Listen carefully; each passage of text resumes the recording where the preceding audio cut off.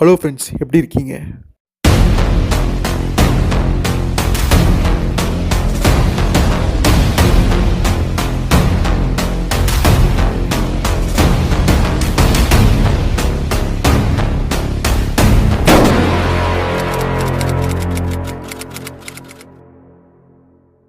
Hello friends, எப்படி இருக்கீங்க? மீண்டும் ஒரு வேதாளருடைய கதையில் உங்களை சந்திக்கிறதுல ரொம்பவே சந்தோஷம். இன்னைக்கு நம்ம பார்க்க போகிற இந்த ஒரு கதைக்குமே நல்ல வரவேற்பு கொடுப்பீங்க அப்படின்னு நான் நினைக்கிறேன். கிட்டத்தட்ட ஒரு 3 பாகமாக இந்த கதையை நம்ம பார்க்க போகிறோம். இது வரைக்கும் நம்ம பார்த்த கதைகள், அந்த பழைய கதைகள், அது நீங்கள் ஆல்ரெடி ராணி காமிக்ஸ்லேயே பார்த்துருப்பீங்க. அந்த டைப் ஆஃப் ஸ்டோரிஸ் வந்து பார்த்துருப்பேன். இந்த தடவை நம்ம பார்க்க போகிற கதை கண்டிப்பாக உங்களுக்குமே புதுமையாக இருக்க போகுது. 2015 வெளிவந்த இந்த கதை இது. ஆர்ட் ஒர்க்லையும் சரி, வே ஆஃப் ஸ்டோரி டெல் பெட்டராக இருக்கிறதையுமே இந்த ஒரு கதையில் வந்து பார்க்க போகிறீங்க. ஸோ வேதாளரை புது ஜொலிப்போட பார்க்கறதுக்கு தயாரா? வாங்க வீடியோக்குள்ள போயிடலாம்.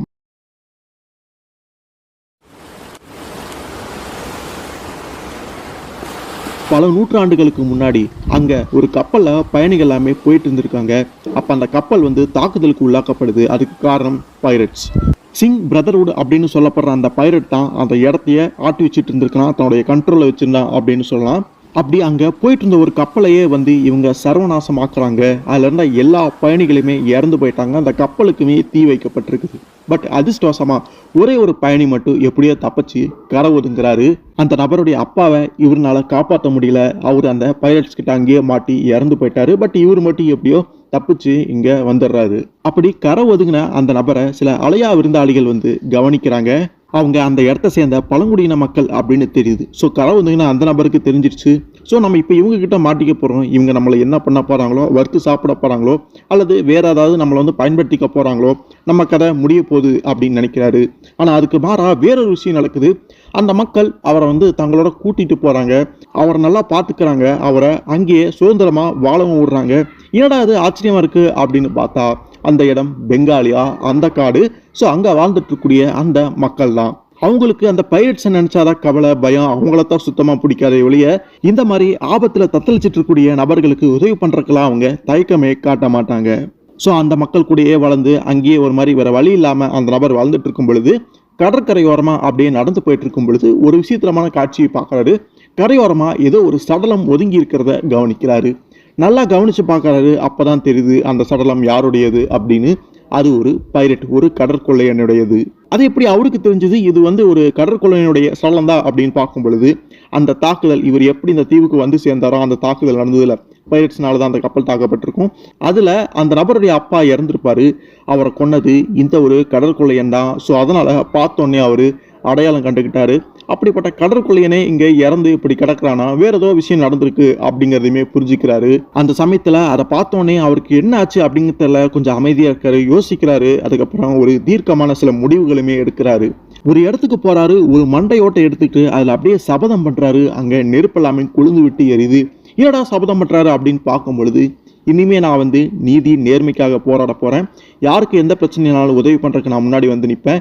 இதுதான் என்னுடைய வேலையா இருக்க போகுது. இனிமே நான் இதை இங்க இருந்து தான் பண்ண போறேன். இது எனக்கு அப்புறமும் தொடரும். என்னுடைய பசங்களுமே இந்த வேலையை வந்து கண்டினியூ பண்ணுவாங்க. இது வழி வழியா தொடரும் அப்படின்னு சொல்லும் பொழுதுதான் நமக்கு தெரியுது அவர் தான் முதல் வேதாளர், பேண்டம் அப்படிங்கிறது.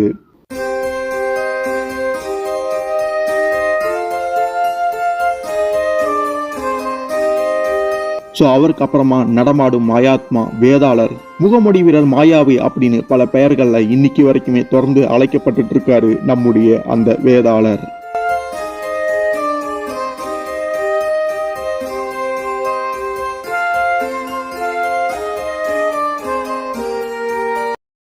ஸோ இப்போ 4 நூற்றாண்டுகள் கழிச்சு கரண்ட்ல வந்து காட்டுறாங்க. அங்க இருக்கக்கூடிய ஒரு ஆபீஸ், பெங்காலியால இருக்கக்கூடிய ஏதோ ஒரு ஆபீஸ். அங்க உள்ள நம்ம வேதாளருடைய மனைவியான டயானா பால்மர் அவங்க ஒர்க் பண்ணிட்டு இருக்காங்க. லேட் நைட் ஆயிடுச்சு, கிட்டத்தட்ட வேலையுமே முடிச்சுட்டாங்க. அப்படியே டயர்ட் ஆயிட்டாங்க. அப்போ அந்த சமயத்தில் யாரோ வந்து உள்ள நுழையிறாங்க அப்படிங்கிறத அவளுமே புரிஞ்சுக்கிறா. பட் எதுவுமே கண்டும் காணாத மாதிரி அப்படியே சாதாரணமாக இருக்கிற மாதிரி இருக்கிறா. யாருடா வரா அப்படின்னு பார்க்கும் பொழுது அது நம்ம வேதாளர் தான். அவர் சர்ப்ரைஸ் கொடுக்குற மாதிரி அப்படியே சத்தம் போடாமல் அப்படியே பின்னாடி அமைதியாக வராரு. இருந்தாலுமே டயானா வந்து கண்டுபிடிச்சிடறா, ஓ நீங்கள் தானா அப்படிங்கிற மாதிரி. அதுக்கப்புறம் அவங்களுடைய அன்பை பரிமாறிக்கிறாங்க. ஸோ நீ ரொம்ப லேட் நைட்டாக வேலை பார்த்துட்ட, கொஞ்சம் வெளியே வா, ரிலாக்ஸ் பண்ண அப்படின்னு வேதாளர் வந்து தன்னுடைய மனைவியை கூட்டிகிட்டு போகிறாரு. ஸோ லாங் ரைட் போனால் நல்லாயிருக்கும் அப்படின்னு டயானா சொல்லும் பொழுது அவர் தன்னுடைய குதிரையில் வந்து அவளை ஏற்றிக்கிட்டு அப்படியே பயணம் பண்ணி காட்டுக்குள்ளேயுமே போகிறாங்க. அதுக்கப்புறம் பூகாலி அப்படின்னு சொல்லப்படுற ஒரு வில்லேஜ், அங்கே வாயிலில் ஒரு நபர் வந்து காவல் காத்துட்டு நின்றுட்டு இருக்கா. அப்படி யாரோ ஒரு நபரை வந்து அவன் பார்த்துட்டான். ஸோ யாரோ நீங்கள் மறைஞ்சிருக்கீங்க, ஒழுங்காக நீங்கள் யாருன்னு சொல்லிடுங்க, இல்லைன்னா நான் உங்களை கொன்று அப்படின்னு அம்பை வந்து விடுறக்காங்க ரெடியாக இருக்கிறான். ஆனால் அந்த சைட்லேருந்து எந்த ஒரு மறுமொழியுமே வரல. பதிலுக்கு இவனுக்கு ஒரு பெரிய அதிர்ச்சி. இவன் திடீர்னு அங்கே நின்றுட்டு இருப்பான், அவன் அப்படியே மேலே தூக்கப்படுறான், யாரோ கயிறு கட்டி இழுக்கிறாங்க அப்படிங்கிறது மட்டும் புரியுது. மரத்து மேலே எவனோ ஒருத்தன் அந்த வேலையை பார்த்துக்கிட்டு இருக்கிறான். அதே மாதிரி அவனை கயிறு கட்டி இழுத்து அவனை முடக்கி போட்டுறான். அவன் யாரு, எதுக்காக இப்படி பண்ணுறான் அப்படிங்கிறது புரியல. அதுக்கப்புறம் தான் அந்த மறுமொழி எதுவுமே வரலன்னு சொன்னமே, அந்த திசையிலேருந்து இன்னொருத்தன் வரான். கூடவே அவனுடைய ஆட்கள் எல்லாருமே வராங்க. பார்க்கவே மோசமானவனுங்கன்னு தெரியுது. ஸோ அங்கே அந்த வாயிற்கதவை திறந்துட்டு போகணும், சத்தம் இல்லாமல் இது போகலாமா அப்படிங்கிற மாதிரி ஒருத்தன் சொல்ல, அதுக்கெல்லாம் அவசியமே இல்லை, அதிரடியாகவே நுழையலாம் அப்படின்னு பலசாலி ஒருத்தன் பார்க்க பல்காக இருக்கான். அவன் மூலமாக அந்த வாயிற்கதவை உடச்சிட்டு உள்ளே வந்து அதிரடியாக நுழையிறாங்க. அப்போ அந்த வீட்டுக்கு சொந்தக்காரரான ஒருத்தர் வீட்டுக்குள்ளே தூங்கிட்டு இருப்பார். என்னடா சத்தம் அப்படின்னு அவர் அதிர்ச்சியாக எந்திரிக்க அதுக்குள்ளே எதிரிகள் உள்ளே நுழைஞ்சிடுறாங்க. அங்கே ஒருத்தன் வந்து நுழையிறான். அப்போ தான் தெரியுது அவனுடைய பேர் வந்து காட்டியா சிங் அப்படின்னு. அவனும் ஒரு பைரட் தான், ஒரு கடற்கொள்ளையன். ஸோ இப்போ நம்ம ஒரு ஃப்ளாஷ்பேக் ஒன்று பார்த்தோமே, அந்த சிங் பிரதர்ஹுட் அப்படின்னு கடற்கொள்ளையர்கள், அவங்களுடைய வழியாக வந்த அந்த ஒரு கடற்கொள்ளையனாகவும் இவன் இருக்கலாம். ஆனால் அவன் எதுக்காக இப்போ இங்கே வந்திருக்கான் அப்படிங்கிறது ஒன்றுமே புரியல. அந்த பாதிக்கப்பட்ட நபருடைய பேர் விச் டாக்டர். அவங்ககிட்ட வந்து இவன் என்ன கேட்குறான் அப்படிங்கிறது பார்க்கும் பொழுது ஃபஸ்ட்டு இங்கிலீஷில் தான் இவன் வந்து பேசுகிறான். அப்போ அந்த பழங்குடியினனுக்கு சில மொழிகளுமே தெரியும் போல இருக்குது. அந்த வகையில் இங்கிலீஷுமே தெரிஞ்சு வச்சுருக்கான். எப்படி அப்படிங்கிறது அப்போ புரியல. சரி, அப்படின்னா எனக்கு ரொம்பவே நல்லதாக போச்சு. ஒப்பேரா, அந்த இடத்துக்கு நான் போகணும், அதுக்கு எப்படி போகணும், அந்த வழி ஒழுங்காக சொல்லிடு அப்படின்னு கேட்கும் பொழுது, எனது ஒப்பேராவா, அது எங்கே இருக்குன்னு எனக்கு தெரியாது, அந்த விஷயம் யாருக்குமே தெரியாது, நீ பாட்டுக்கு இப்படி கேட்டால் என்ன சொல்கிறது அப்படின்னு சொல்லும் பொழுது அந்த காட்டியாசிங்குடைய முகம் மாறுது. அப்படியே தன்னுடைய கையை வந்து கட்டுறா, க்ளவுஸ் வந்து போட்டிருக்கான். அந்த க்ளவை அப்படியே அவுக்குறான். ஓ இங்கே பாரு, இதுதான் உனக்கு பிரச்சனைனா நான் அதை கேட்குற விதமாக கேட்குறேன், நீ சொல்லு அப்படின்னு மிரட்டி அந்த க்ளவ் அவுக்கும் பொழுது அது கையே இல்லை. அந்த இடத்துல வேற ஏதோ நம்ம இரும்பு கை மாயாவி மாதிரி ஸ்டீல் க்ளவ் மாதிரி அதில் பொருத்தப்பட்டிருக்குது. விரல் நுனிகளில் கூர்மையாக கத்தி மாதிரி சில விஷயங்கள் இருக்குது. அதை வச்சு அந்த விச் டாக்டருடைய முகத்திலேயே கீரல் போட்டுறான். ரத்தம் அப்படியே பீச்சி அடிக்குது. அப்போ அந்த காட்டியா சொல்கிறான், இப்போ உனக்கு புரிஞ்சிருக்கும் அப்படின்னு நான் நினைக்கிறேன், இப்போ பதில சொல்லு அப்படின்னு கேட்கும் பொழுது இதுக்கு நீ ரொம்பவே வருத்தப்பட போகிற, சாக போகிற அப்படிங்கிற மாதிரி அவனுமே அந்த விச் டாக்டருமே எச்சரிக்கிறான். அப்படியா, எப்படின்னு சொல்லு பார்க்கலாம் அப்படின்னு திரும்ப அந்த காட்டியா கேட்க, அங்கே அந்த வீட்டுக்குள்ளே நடந்துட்டு அந்த விஷயங்கள் எல்லாமே வெளியிலேருந்து ஒரு சின்ன பையன் எட்டி பார்த்துட்டு இருக்கான். அப்போ அந்த காட்டியாவுடைய அடியால் அந்த அந்த வாயிற்கதவை அதிரியாக உடச்சிட்டு கூட உள்ள நுழைஞ்சிருப்பானே அவனே தான். அவன் வந்து அந்த சின்ன பையனை பிடிச்சிடறான். பொடிப்பையில் உனக்கு இங்கேடா வேலை, என்ன பண்ணிட்டு இருக்கு அப்படின்னு அவன் கேட்கும் பொழுது உடனே அவன் தப்பிக்கிறதுக்காக அந்த சின்ன பையன் என்ன பண்ணுறான்னா அவனுடைய விரலை கடிச்சிட்டு அங்கேருந்து வேகமாக ஓடி காம்பவுண்ட் சுவரை ஏறி குதிச்சுமே அந்த இடத்த விட்டே வேகமாக போயிடுறான். ஸோ என்ன சத்தம் அப்படின்னு காட்டியா வெளியே வந்து கேட்க, ஒரு சின்ன பையன் வந்து இந்த மாதிரி வேடிக்கை பார்த்துட்டு இருந்தான், அவனை பிடிக்கலான்னு நினச்சி அவன் தப்பிச்சு ஓடிட்டான் அப்படின்னு சொல்லும்பொழுது பரவாயில்ல அவன் போகட்டும் பார்த்துக்கலாம் அப்படின்னு கொஞ்சம் அசால்ட்டாக விட்டுறான் அந்த காட்டியா. ஏன் எதுக்காக? ஸோ நீங்கள் ஏதோ பேண்டம்னு ஒருத்தவங்க சொன்னீங்களே, அவனை இது இங்கே வர வைக்கிறக்காகவா அப்படின்னு சொல்லும் பொழுது அப்போ தான் புரியுது அந்த காட்டியாவுக்கு நம்ம வேதாளரை தெரிஞ்சிருக்கு அப்படின்னு. ஸோ எப்படி அப்படிங்கிறதெல்லாம் அப்போ நமக்கு புரியலை. ஸோ அடுத்து திரும்ப வேதாளரையும் டயனாவையும் காட்டுறாங்க. அவங்க ஏதோ ஒரு ஆற்றுல வந்து அப்படியே ஜாலியாக ஸ்விம் பண்ணிட்டு குளிச்சுட்டெல்லாம் என்ஜாய் பண்ணிட்டு இருக்கும் பொழுது கரெக்டாக அந்த நேரத்தில் குரான் அங்கே வராரு. அவருமே அந்த மண்டையோட்டு குகையில் இருக்கக்கூடிய ஒரு நபர் தான், நம்ம வேதாளருக்கு உதவியாக இருக்கக்கூடிய ஒரு நபர். ஸோ அவர் அங்கே வந்து சொல்கிறாரு, போகாலியா கிராமத்துல இருந்து ஒரு சின்ன பையன் ஹெல்ப் கேட்டு வந்திருக்கான் அப்படின்னு உடனே அவருமே அவசரமாக கிளம்பி அவருடைய அந்த ஸ்கல் கேவுக்கு போயிடுறாரு. அங்கே போய் தான் விஷயம் என்ன அப்படிங்கிற எல்லாமே தெரிஞ்சுக்கிறாரு. அந்த சின்ன பையனுமே விஷயங்கள் எல்லாத்தையுமே சொல்கிறான். ஸோ அங்கே வந்த நபர் வந்து எங்களுடைய விச் டாக்டர் வந்து மிரட்டிட்டு இருக்கான், அவனுக்கு ஒப்பேரா அப்படிங்கிற இடத்துக்கு போகணுமாமா, அதுக்கு வழி கேட்டுட்டு இருக்கான், ஆனால் அது தனக்கு தெரியாது அப்படிங்கிற மாதிரி அவர் சொல்லிட்டு இருந்தார் அப்படின்னு சொல்லும் பொழுது எனது ஒப்பேராவா, அந்த நகரம் இருக்கிறது தான் யாருக்குமே தெரியாது, அது ஒரு மித்து லெஜண்ட் மாதிரியான விஷயம், அதெல்லாம் கற்பனை அப்படிங்கிற மாதிரி வேதாளர் சொல்கிறாரு. அது மட்டும் இல்லாமல் அங்கே தங்கம் இந்த மாதிரியான விஷயங்களுக்காகவே அந்த நகரம் உருவாக்கப்பட்டது, அதுக்காக தான் அந்த நகரம் இருந்தது அப்படிங்கிற மாதிரியான சில கதைகள் எல்லாமே இருக்குது அப்படிங்கிற மாதிரி சொல்கிறாரு. அது உண்மையானது இல்லை, கற்பனை அப்படிங்கிற மாதிரி அவர் சொல்கிறாரு. அதுக்கு எங்கடா இவன் வழி கேட்டுட்டு இருக்கான், யாராக இருப்பேன் அப்படிங்கிற மாதிரி வேதாளருமே கொஞ்சம் யோசிக்கிறாரு. ஸோ அதுக்கப்புறம் வேதாளர் இதுக்கு மேலே இங்கேருந்து பிரயோஜனம் இல்லை, நம்ம அந்த கிராமத்துக்கு போய் அவரை காப்பாற்றணும் அப்படிங்கிறக்காக இந்த பையனை வந்து நீ பார்த்துக்க கூறா, நான் வந்து கிளம்புறேன் அப்படிங்கிற மாதிரி வேதாளர் வந்து கிளம்ப போகிற சமயத்தை டயானாவுமே நானுமே உங்க கூட வரேன் அப்படின்னு சொல்லும் பொழுது நம்ம வேதாளர் மறுக்கிறாரு. இது சம்மந்தமாக நம்ம ஏற்கனவே டிஸ்கஷன் நிறையா பண்ணியிருக்கோம் அப்படின்னு சொல்லும் பொழுது இதுக்கு முன்னாடியே நான் வந்து உங்கள் ஒய்ஃப் கிடையாது, இப்போ நான் வந்து உங்கள் ஒய்ஃப், அதனால் உங்களுடைய எல்லா கஷ்டங்கள் வேலைகளுமே நான் வந்து பங்கு பெறுவேன் அப்படின்னு சொல்லும் பொழுது வேதாளர்கிட்ட சின்ன ஒரு ஆர்குமெண்ட் மாதிரி அவள் பண்ணிக்கிட்டு இருக்கிறான். அதுக்கு மேலே வேதாளர் ஒன்றும் பண்ண முடியல. அவளையுமே கூட்டிட்டு அவரு போறாரு. கூடவே நம்ம டெவிலும் தான். திரும்ப அந்த கிராமத்தை காட்டுறாங்க. அங்கே அந்த நபர் வந்து அந்த இடத்துக்கு எப்படி போகணும் அப்படிங்கிற அந்த வழி கேட்டுட்டு இருக்கும் பொழுது தனக்கு தெரியாது முடியாது அப்படிங்கிற மாதிரி தான் அந்த விச் டாக்டருமே பதில் சொல்லிட்டு இருக்காரு. உண்மையிலுமே அவருக்கு தெரியாது போல இருக்கு. அதை தான் திரும்பி திரும்பி சொல்றாரு. இருந்தாலுமே அதெல்லாமே நம்புற மாதிரி இல்லை அந்த காட்டியா. அப்படின்னா வேற ஏதாவது பண்ணணும் அப்படின்னு காட்டியா சொல்றான். அப்போ திடீர்னு வெளியில இருந்து அவனுடைய அடியாள் வந்து யாரையோ 2 பேர்த்த வந்து கூட்டிட்டு வரான். ஸோ அது யாருன்னு பார்க்கும் பொழுது அந்த நபருடைய மகள், அப்புறம் இன்னொரு சின்ன பொண்ணு ஒருத்தி இருக்கா, அவ வந்து பேத்தி. அவங்க 2 பேருமே பிணைக்கைதியா பிடிச்சி வச்சுக்கிறாங்க. இவங்களுக்கு எதுவும் ஆகக்கூடாது அப்படின்னா நீ அந்த இடத்துக்கு போறதுக்கான வழியை சொல்லியே ஆகணும் அப்படின்னு காட்டியா வலியுறுத்தி கேட்கும் பொழுது அந்த இடத்துல ஒன்றும் பண்ண முடியாம அந்த நபர் வந்து தவிக்கிறாரு. இப்போ ஒழுங்கா உண்மையை சொல்ல போறியா இல்லையா, இல்ல உன்னோட முடிவு தான், ஃபர்ஸ்ட் வந்து நான் யாரை கொள்றது அப்படின்னு துப்பாக்கிய அந்த சின்ன பொண்ணுகிட்டையும் அந்த பெரிய பொண்ணுகிட்டையும் காட்டும் பொழுது கொஞ்சம் அவன் பயப்படுறான். சரி, ஒரு பேப்பரையும் பெண்ணையும் கொடுங்க, எனக்கு தெரிஞ்சதை நான் அதில் ஏதோ வரையணும் அப்படிங்கிற மாதிரி சொல்றான். அப்ப காட்டியாவமே இங்க பாரு, ஒழுங்கா வரையணும், உண்மையை வரையணும், இஷ்டத்துக்கு எங்களை ஏமாத்துறதுக்கு ஏதாவது பண்ண அப்படின்னா தொலைஞ்சு நீ அப்படிங்கிற மாதிரி எச்சரிக்கிறான்.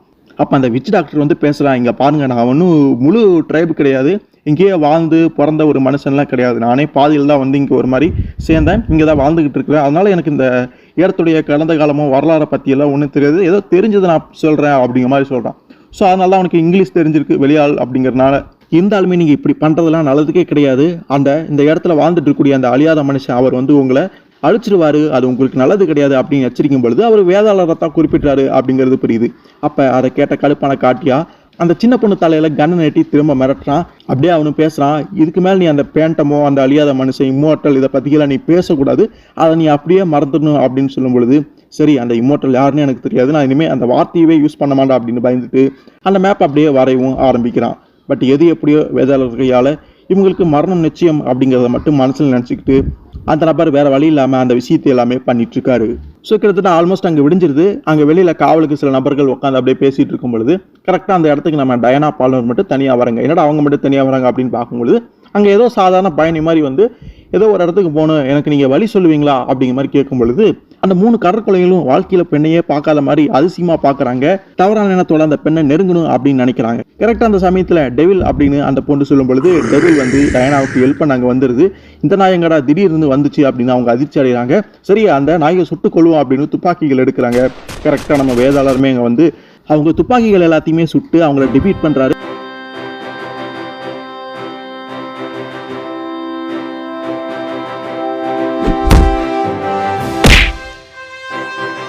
எல்லாத்தையுமே அடிச்சுமே போட்டுறாரு. ஒரே ஒருத்த மட்டும் இருக்கான், பெரிய கத்தி வச்சுக்கிட்டு வேதாளர் தாக்கணும்னு வரான். அவனுக்கு தெரிஞ்சிச்சு, ஓ நீ தானே அந்த வேதாளர், இங்கே எல்லாருமே சொல்லிக்கிறாங்களே அப்படின்னு சொல்லும் பொழுது ஆமாம், ஆனால் நீ அதை தெரிஞ்சுக்கிட்டது தப்பு, உனக்கு நல்லதில்லை அப்படிங்கிற மாதிரி பேண்டமே எச்சரிக்கிறாரு.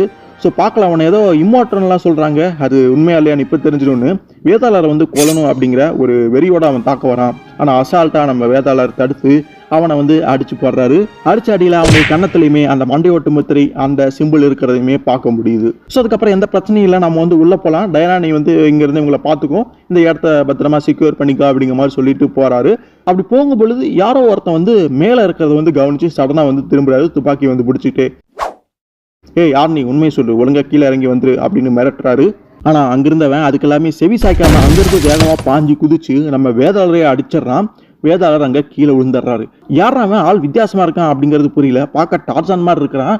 ஸோ இந்த மாதிரி என்னுடைய துப்பாக்கி முனையில் மிரட்டுறதெல்லாம் எனக்கு பிடிக்காது அப்படிங்கிற மாதிரி சொல்லிட்டு வேதாளர் கூடயே சண்டைக்கு நிற்கிறான். அப்போ அவன் சொல்கிறா, எழுந்திருச்சுன்னு இல்லை, நான் திரும்ப உன்னை எச்சரிக்க மாட்டேன், விலங்குகள் வந்து திரும்ப எச்சரிக்கவும் செய்யாது, அது டைரக்டாக தாக்க ஆரம்பிச்சு அப்படின்னு வித்தியாசமாக பேசுகிறேன். உடனே வேதாளருமே சொல்கிறாரு, குறிப்பாக யாரும் மக்கள் வந்து என்னை எச்சரிக்கிறது எனக்கு சுத்தமாக பிடிக்காது, அதை திரும்பவும் சொல்ல மாட்டாங்க, அது மட்டும் இல்லாமல் நீ ஒன்றும் விலங்கு கிடையாது, எதுக்காக இந்த மாதிரி பேசுகிற அப்படிங்கிற மாதிரி நம்ம வேதாளர் சொல்லிக்கிட்டு அங்கே எந்திரிச்சு நிற்கிறாரு. அப்போ அவன் வந்து கையில் கத்தி எடுத்துக்கிறான், வேதாளரை தாக்கணும்னு வரான். பட் வேதாளர் ஃபாஸ்ட்டாக நகர்ந்துக்கிறாரு, அதை அவனுமே புரிஞ்சுக்கிறான், நீ ரொம்ப ஃபாஸ்ட்டாக தான் இருக்க அப்படிங்கிற மாதிரி சொல்கிறான். அப்போ வேதாளருமே பதிலுக்கு திரும்ப தாக்க அவனுக்கு பாதிப்பு ஏற்பட்டுச்சா அப்படிங்கிறது தெரியல, நம்ம வேதாளருடைய கைக்கு தான் அங்கே வலிக்க ஆரம்பிக்குது, அந்த அளவுக்கு அவன் ஸ்ட்ராங்காக இருக்கான் அப்படிங்கிறது புரியுது. திரும்ப கத்தி வச்சு நம்ம வேதாளரை தாக்க வரான். அப்போ அவர் எப்படியோ விளைக்கிறாரு, ஓங்கி வயிற்றுல பஞ்ச் அப்படியே தொடர்ந்து 2-3 வாட்டி குத்தாரு. பட் அவன் அப்படியே மர மாதிரி நிற்கிறான், அவனுக்கு ஒன்றுமே ஆகலை. அப்ப அவனே சொல்றான், ஒன்றும் மோசம் கிடையாது, எனக்கே லைட்டா வலிக்கதான் செய்யுதுன்னு வேதாளருடைய 2 கைகளை பிடிச்சிக்கிட்டு அவன் ஓங்கி பஞ்ச் பண்றான். வேதாளர் அப்படியே அங்க தூர தள்ளி போய் விழுவுறாரு. அவருடைய கைகளை அவரால் அசைக்கவே முடியல, மரத்து போன மாதிரி ஆயிருது. என்னடா அவன் இவ்வளவு ஸ்ட்ராங்கா இருக்கான் அப்படிங்கிற மாதிரி அவரே அதிர்ச்சி அடைகிறாரு.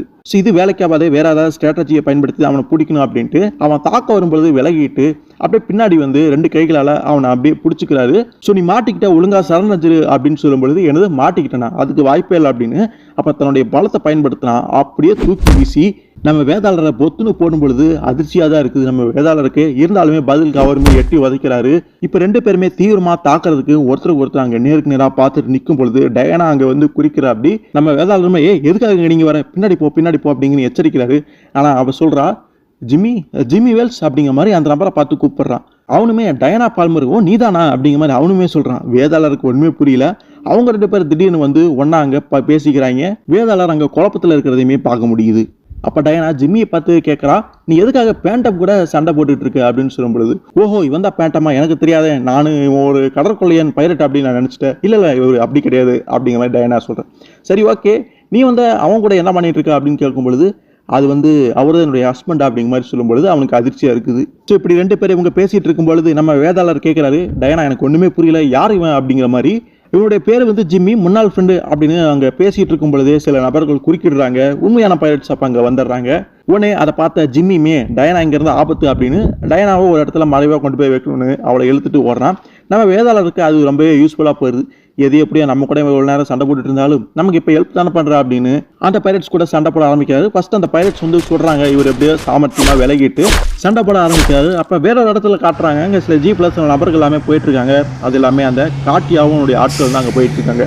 அவங்களுக்கு அங்க தகவல் வந்து போய் சேர்ந்துருது, இந்த மாதிரி பேண்டம் வந்து அங்க அந்த இடத்துல நம்ம ஆட்கள் எல்லாமே அடிச்சு போட்டுட்டு இருக்காரு அப்படிங்கிற அந்த விஷயம் வந்து அங்கே தெரிஞ்சிருச்சு. ஸோ நம்ம ஆட்கள் எல்லாமே அங்கே சுட்டிருக்காங்க. இருந்தாலுமே அவன் தப்பிச்சிட்டா அப்படின்னு சொல்லும் பொழுது, அவன் எப்படி மிஸ் ஆனான் அப்படிங்கிற மாதிரி கொஞ்சம் கோவப்படுறான். அப்போ அவன் சொல்கிறான், இதுக்கு முன்னாடி அந்த பேண்டப்புக்கு நான் நன்றி சொல்ல கடமைப்பட்டிருக்கேன், ஸோ அது இன்னும் சொல்ல முடியாமல் இருக்குது அப்படின்னு தன்னுடைய கையை பார்த்து அந்த இரும்பு கரமாட்டிருக்குல அதை பார்த்து பேசிகிட்டு இருக்கான். எனது தேங்க்ஸ் சொல்லலான் இருந்தீங்களா, நீங்கள் சொல்கிறது ஒன்றுமே புரியலையே அப்படின்னு வண்டி ஓட்டிகிட்டு இருந்தவன் கேட்குறான். அப்போ நாங்கள் ஒரு ஃப்ளாஷ்பேக் மாதிரி காட்டுறாங்க. அந்த காட்டியா சிங்கும் நம்ம வேதாளரும் ஏற்கனவே சந்திச்சிருக்கிறாங்க. அவங்களுக்குள்ள ஒரு மோதலுமே நடந்திருக்குது. அவன் வேதாளரும் அந்த காட்டியா சிங்கும் வால் சண்டை வந்து போட்டுக்கிட்டு இருக்கிறாங்க. அப்போ வரைக்குமே யாருமே தடுக்க முடியாத ஒரு கடற்கொள்ளையனா கோல் வச்சுக்கிட்டு இருந்தா அந்த காட்டியா சிங். அப்போ அந்த சமயத்தில் வேதாளர் வந்து அது எல்லாத்தையுமே கெடுத்துட்டாராமா. என்னை யாராலுமே தோக்கடிக்க முடியாது, டிஃபீட் பண்ண முடியாது அப்படின்னு நான் நினச்சிட்டு இருக்கக்கூடிய சமயத்தில் அவன் அங்கே வந்து என்னுடைய கையை வந்து வெட்டி எரிஞ்சிட்டான். ஸோ அப்போ தான் புரியுது ஏன் அவன் வந்து அந்த இடத்துல இரும்பு கரத்தை மாட்டிட்டு இருக்கான் அப்படின்னு. அதுக்கு காரணம் நம்ம வேதாளர் தான் அப்படிங்கிறது புரியுது. ஸோ அன்னியோட சரி அந்த காட்டியா வந்து ஜெயிலுக்கு வந்து அனுப்பிடுறாங்க. அதுக்கப்புறம் எப்படியோ தப்பிச்சு அப்படி இப்படின்னு வந்து திரும்ப வெளியில் வந்துடுறான். பட் அவனுக்கு தெரிஞ்சிருக்கு, திரும்பவும் ஒரு நாள் வந்து நான் அவனை சந்திப்பேன், 2 பேருமே எங்களுடைய பாதைகள் ஒன்று சேரும், அப்போ நான் அவன் கூட மோதும் அப்படின்னு நான் நினச்சேன். கண்டிப்பாக அந்த நாளுமே வந்துடுச்சு, கூடிய சீக்கிரத்தில் அது நடக்க போகுது அப்படிங்கிற மாதிரி பேசுகிறான். அப்படியே திரும்பி பார்க்கணும், அங்கே விச் டாக்டருடைய மகளும் அப்புறம் அந்த பேத்தியுமே, அவங்க 2 பேர்த்தையுமே அந்த நபர் கடத்திட்டு போய்கிட்டு இருக்கான். அதாவது பிணைக்கதியாக வச்சுட்டு போயிட்டு இருக்கான் அப்படிங்கிறது அங்கே பார்க்கும் பொழுது தெரியுது. ஸோ இங்கேயும் நம்ம வேதாளர் எதிரிகளுடைய குண்டுகள்ல இருந்து தப்பிக்க அப்படியே ஓடி திரும்பி அவருமே சுடுறாரு. பட் யாரையுமே ஆளை வந்து குறி வச்சு காலி பண்ணல.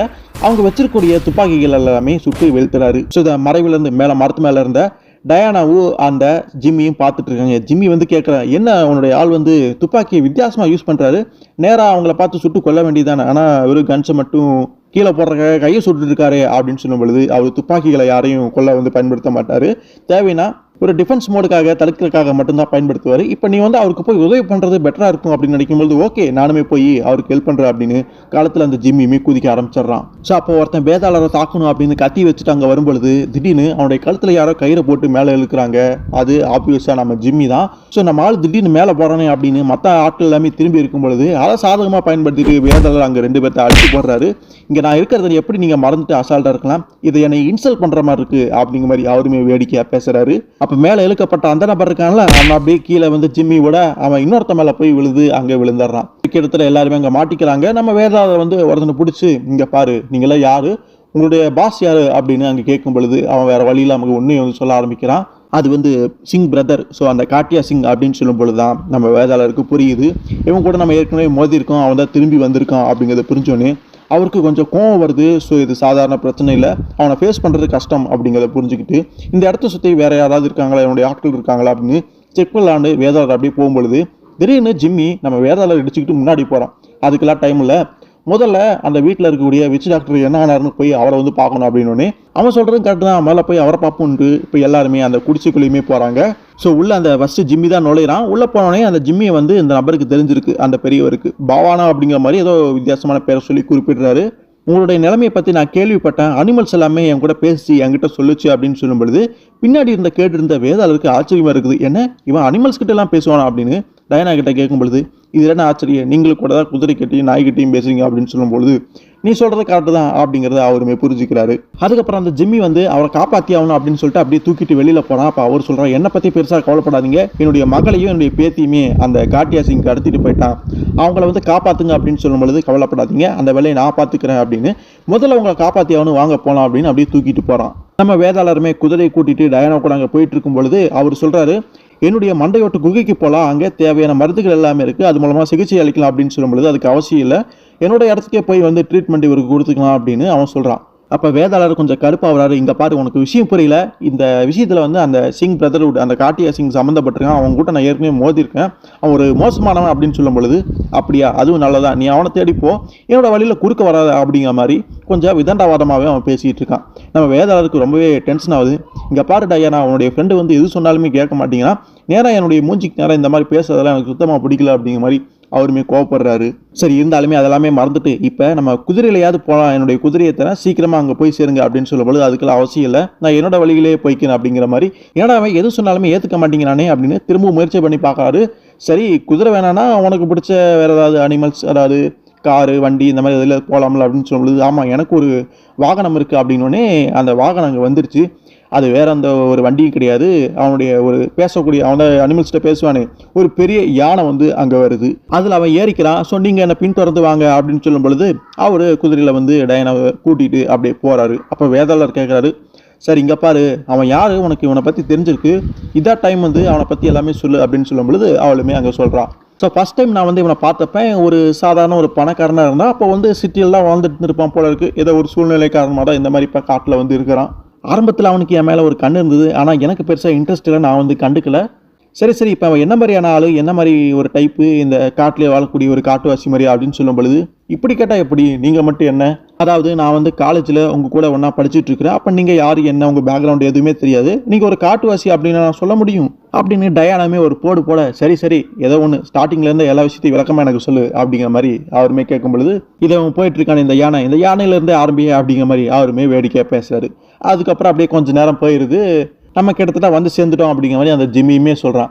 சரி இப்போ நம்ம எங்கே வந்து சேர்ந்துருக்கோம், இது என்ன இடம் அப்படிங்கிற மாதிரி அவர் கேட்குறாரு. இப்போ நான் என்னுடைய மக்கள் வாழ்ந்துட்டு இருக்கக்கூடிய என்னுடைய இடத்துக்கு வந்திருக்கேன், இங்கே தான் என்னுடைய ஒய்ஃபுமே இருக்கா அப்படின்னு சொல்லும் பொழுது, எனது மக்களா, இந்த இடத்துல யாரும் வாழ்ந்ததா நான் கேள்விப்பட்டதில்லையா அப்படின்னு சொல்லும் பொழுது, மிசாம்பர்ஸ் வாழ்ந்துட்டு இருக்காங்க அப்படிங்கிற மாதிரி ஜிம்மி சொல்கிறான். இதை கேட்டு நம்ம வேதாளர் அதிர்ச்சி அடையாது. என்னது மிசாம்பர்ஸா, அவங்க எல்லாமே 30 வருஷத்துக்கு முன்னாடியே பழங்குடியின மக்களுக்கிடையே ஒரு உள்நாட்டு போர் மாதிரி நடந்த சமயத்தில் அந்த இனம் ஒட்டுமொத்தமாகவே அழிஞ்சிருச்சு அப்படின்னு நான் கேள்விப்பட்டேன். அதாவது இதை நான் தடுக்க வரதுக்கு முன்னாடி நடந்து முடிஞ்ச ஒரு சம்பவம் அப்படிங்கிற மாதிரி குறிப்பிட்றாரு. இதை சொன்னோடனே ஜிம்மி சொல்கிறான், நீங்கள் சொன்னது உண்மைதான், ஆனால் உயிர் தப்பி பழச்ச சில மனிதர்களுமே இருக்கிறாங்க, அவங்க எல்லாருமே இங்கே தான் வாழ்ந்துட்டு இருக்காங்க அப்படின்னு சொல்லும் பொழுது அது நம்ம வேதாளருக்கு பெரிய ஒரு ஆச்சரியமாக தான் இருக்குது. இந்த விஷயம் தெரியாமல் அவர் இத்தனை நாள் அந்த காட்டில் இருந்திருக்காரு. அவங்க அப்படியே அந்த இடத்தோட எல்லைக்குள்ள அப்படியே என்ட்ரு ஆகிறாங்க. மேலே அவனுடைய அந்த ஆட்கள், மிசாம்பர்ஸ்னு சொல்லப்படுற அந்த ஆட்கள் எல்லாமே காவலுக்கு கையில் ஈட்டி கோடாரி இந்த மாதிரி ஆயுதங்களை வச்சுட்டு இருக்கிறதையுமே பார்க்க முடியுது. தங்களுடைய தலைவன் ஜிம்மி அவன் தான் வரான் அப்படிங்கிறத புரிஞ்சுக்கிட்டு அவங்கள எந்தவித பிரச்சனையும் இல்லாமல் உள்ளே வந்து அவங்க அனுமதிக்கிறதையுமே பார்க்க முடியுது. நம்ம வேதாளருக்கு இன்னைக்கு நாளே வித்தியாசமாக போயிட்டு இருக்குது, ரொம்பவே ஒரு ஆச்சரியமான நாளாகவும் மாறிக்கிட்டு இருக்குது. அப்போ அப்படியே உள்ளே போயிடுறாங்க. அங்கே ஒரு பெரிய வீடு இருக்குது, பார்க்கத்தான் ஏதோ காட்டுக்குள்ளே போகிற மாதிரி இருந்தது, பார்த்தா வீட்டுக்குள்ளே காட்டுறாங்க ரொம்ப வசதியாகவே ஒரு பணக்கார வீடு எப்படி இருக்குமோ அந்த மாதிரி தான் இருக்குது. நம்ம வேதாளத்துக்குமே ஆச்சரியமாக இருக்குது. ஸோ அந்த விச் டாக்டர் வந்து சேஃபாக வந்து சிகிச்சை அளிக்கிறதுக்கு அந்த ஏற்பாடு எல்லாமே பண்ணிட்டு வந்து ஜிம்மிங் வந்து பேசிகிட்டு இருக்காரு. இப்போ விச் டாக்டருக்கு பெருசாக ஒன்றும் பாதிப்பெல்லாம் கிடையாது, கொஞ்சம் ட்ரீட்மெண்ட் தான் தேவை, நல்லா ரெஸ்ட்டாக எடுத்தாருன்னா சரியாயிருவார் அப்படின்னு சொல்லிட்டு இப்போ நான் என்னுடைய மனைவி வந்து நான் அறிமுகப்படுத்த போகிறேன். பொதுவாக நாங்கள் வெளியாட்கள் வந்து இங்கே வந்து உள்ளே வந்து அனுமதிக்கிறது கிடையாது, இருந்தாலுமே உங்களை வந்து நான் அனுமதிச்சிருக்கேன். இங்கே இருக்கக்கூடிய நபர்கள் வந்து நான் இங்கே பல வருஷமாக இருக்கிறதா நினச்சிக்கிட்டு இருக்கிறாங்க அப்படின்னு சில விஷயம் சொல்ல வரும்போது நம்ம வேதாளர் கேட்குறாரு. குறிப்பாக இந்த ஃபார்பிடன் வேலி அப்படின்னு சொல்லப்படுற இந்த பகுதிக்குள்ளே யாருமே வந்து நுழைய மாட்டாங்க, நம்ம வேதாளருமே பெருசாக வந்தது கிடையாது. அப்படி இருக்கும்பொழுது நீ ஏதோ வருஷம் கிருச்சங்கிற அப்படின்னா உனக்கு வயசு என்ன, நீ எத்தனை வருஷமாக நீ இங்கே இருக்கிற அப்படிங்கிற மாதிரி கேட்கும் பொழுது அதுக்கு அந்த ஜிம்மி இது ஒரு நல்ல கேள்விதான். அப்ப கரெக்டா அந்த சமயத்துல அந்த நபருடைய வைஃப்மே கீழே இறங்கி வராங்க. இதோ என்னுடைய மனைவி என்னுடைய நல்ல ஒரு துணை அப்படின்னு சொல்லும் பொழுது என்னது நல்ல ஒரு துணையா மட்டும்தான் நான் இருந்துட்டு இருந்திருக்கேனா அப்படிங்கிற மாதிரி அவளுமே பேசிட்டு கீழே வரா. அப்ப அவ பேண்டமை பாக்குறா, பேண்டமே அவளை பாக்குறாரு. ஸோ ரெண்டு பேர்த்துக்குமே ஒருத்தர் தெரிஞ்சுக்குது. அவ வந்து பேண்டம்னு சொல்ல நம்ம வேதாளர் வந்து பெரோனஸ் அப்படிங்கிற மாதிரி கூப்பிடுறாரு. திடீர்னு பார்த்தா அவ வந்து ஒரு துப்பாக்கி கையில் எடுத்துக்கிறா. நம்ம வேதாளருமே அவருடைய உரையிலிருந்து 2 துப்பாக்கியுமே வெளியே எடுத்து 2 பேரும் சுடுறக்காக மாறி மாறி நின்னுக்கிறாங்க. இது அந்த ஜிம்மிக்கு ஆச்சரியமா இருக்குது. ஸோ உங்களுக்கு அறிமுகப்படுத்த தேவையில்லை போல இருக்கு, ஒருத்தர் ஏற்கனவே தெரிஞ்சு வச்சிருக்கீங்க அப்படிங்கிற மாதிரி அவனுமே சொல்றான். ஸோ வேதாளரும் அந்த ஜிம்மியுடைய மனைவியும் நேருக்கு நேராக வந்து துப்பாக்கிகளை ஏந்திக்கிட்டு அங்கே நிற்கிறாங்க. ஸோ அந்த பொண்ணுடைய பேர் வந்து பெரோனஸாமா. நம்ம வேதாளர் சொல்றாரு, இந்த பொண்ணு வந்து கிரிமினல் ஜிம்மி, இவ கூடயே இருக்கிற எனக்கு தெரிஞ்ச வரைக்கும் இவ ஒரு குரூப்பை சேர்ந்தவ, ஃப்ளையிங் ரைடர்ஸ் அப்படின்னு சொல்லுவாங்க. அதுக்கு பேரு கூட ஏர் சர்க்கஸ் மாதிரி சொல்லுவாங்க. நான் தான் அதை வந்து அழிச்சேன். அப்போ இந்த பெரோனஸ் வந்து ஃப்ளைட்லேருந்து கீழே விழுந்து தண்ணியில் குதிச்சு இறந்து போயிட்டா அப்படின்னு சொல்லும் பொழுது அதுக்கு அந்த பெரோனஸுமே சொல்கிறான், உன்னுடைய நாலேஜை இன்னும் கொஞ்சம் அப்டேட் பண்ணிக்க, நான் இன்னும் சாகலை, நான் இங்கே தான் நின்றுட்டு இருக்கிறேன். அது மட்டும் இல்லாமல் உன்னை சுடுறக்காக துப்பாக்கி விசையில கைவிரலையுமே வச்சிருக்கேன் அப்படின்னு மாறி மாறி அங்க வாக்குவாதம் நடந்துட்டு இருக்குது. அந்த பெரோனஸ் வேதாளரை பார்த்து பேசிட்டு இருக்கும் பொழுதே போது நீங்க விளையாண்டது அப்படின்னு சொல்லிட்டு டயானா வந்து அந்த துப்பாக்கியை வந்து புடிங்கிறான். சும்மா என்ன பொம்மைகளை வச்சுக்கிட்டு 2 பேரும் மாறி மாறி பேசிட்டு விளையாண்டுட்டு இருக்கீங்களா அப்படிங்கிற மாதிரி அவன் நக்கல் பண்றான். ஸோ பேண்டம் அவ ஒரு கிரிமினல் ஜிம்மி அப்படின்னு திரும்பவுமே ஒரு வாட்டி சொல்லும் பொழுது சில விஷயங்கள் இவன் நம்ம கிட்ட இருந்து மறைச்சிருக்கா அப்படிங்கிறத வந்து அந்த ஜிம்மி புரிஞ்சுக்கிறான்.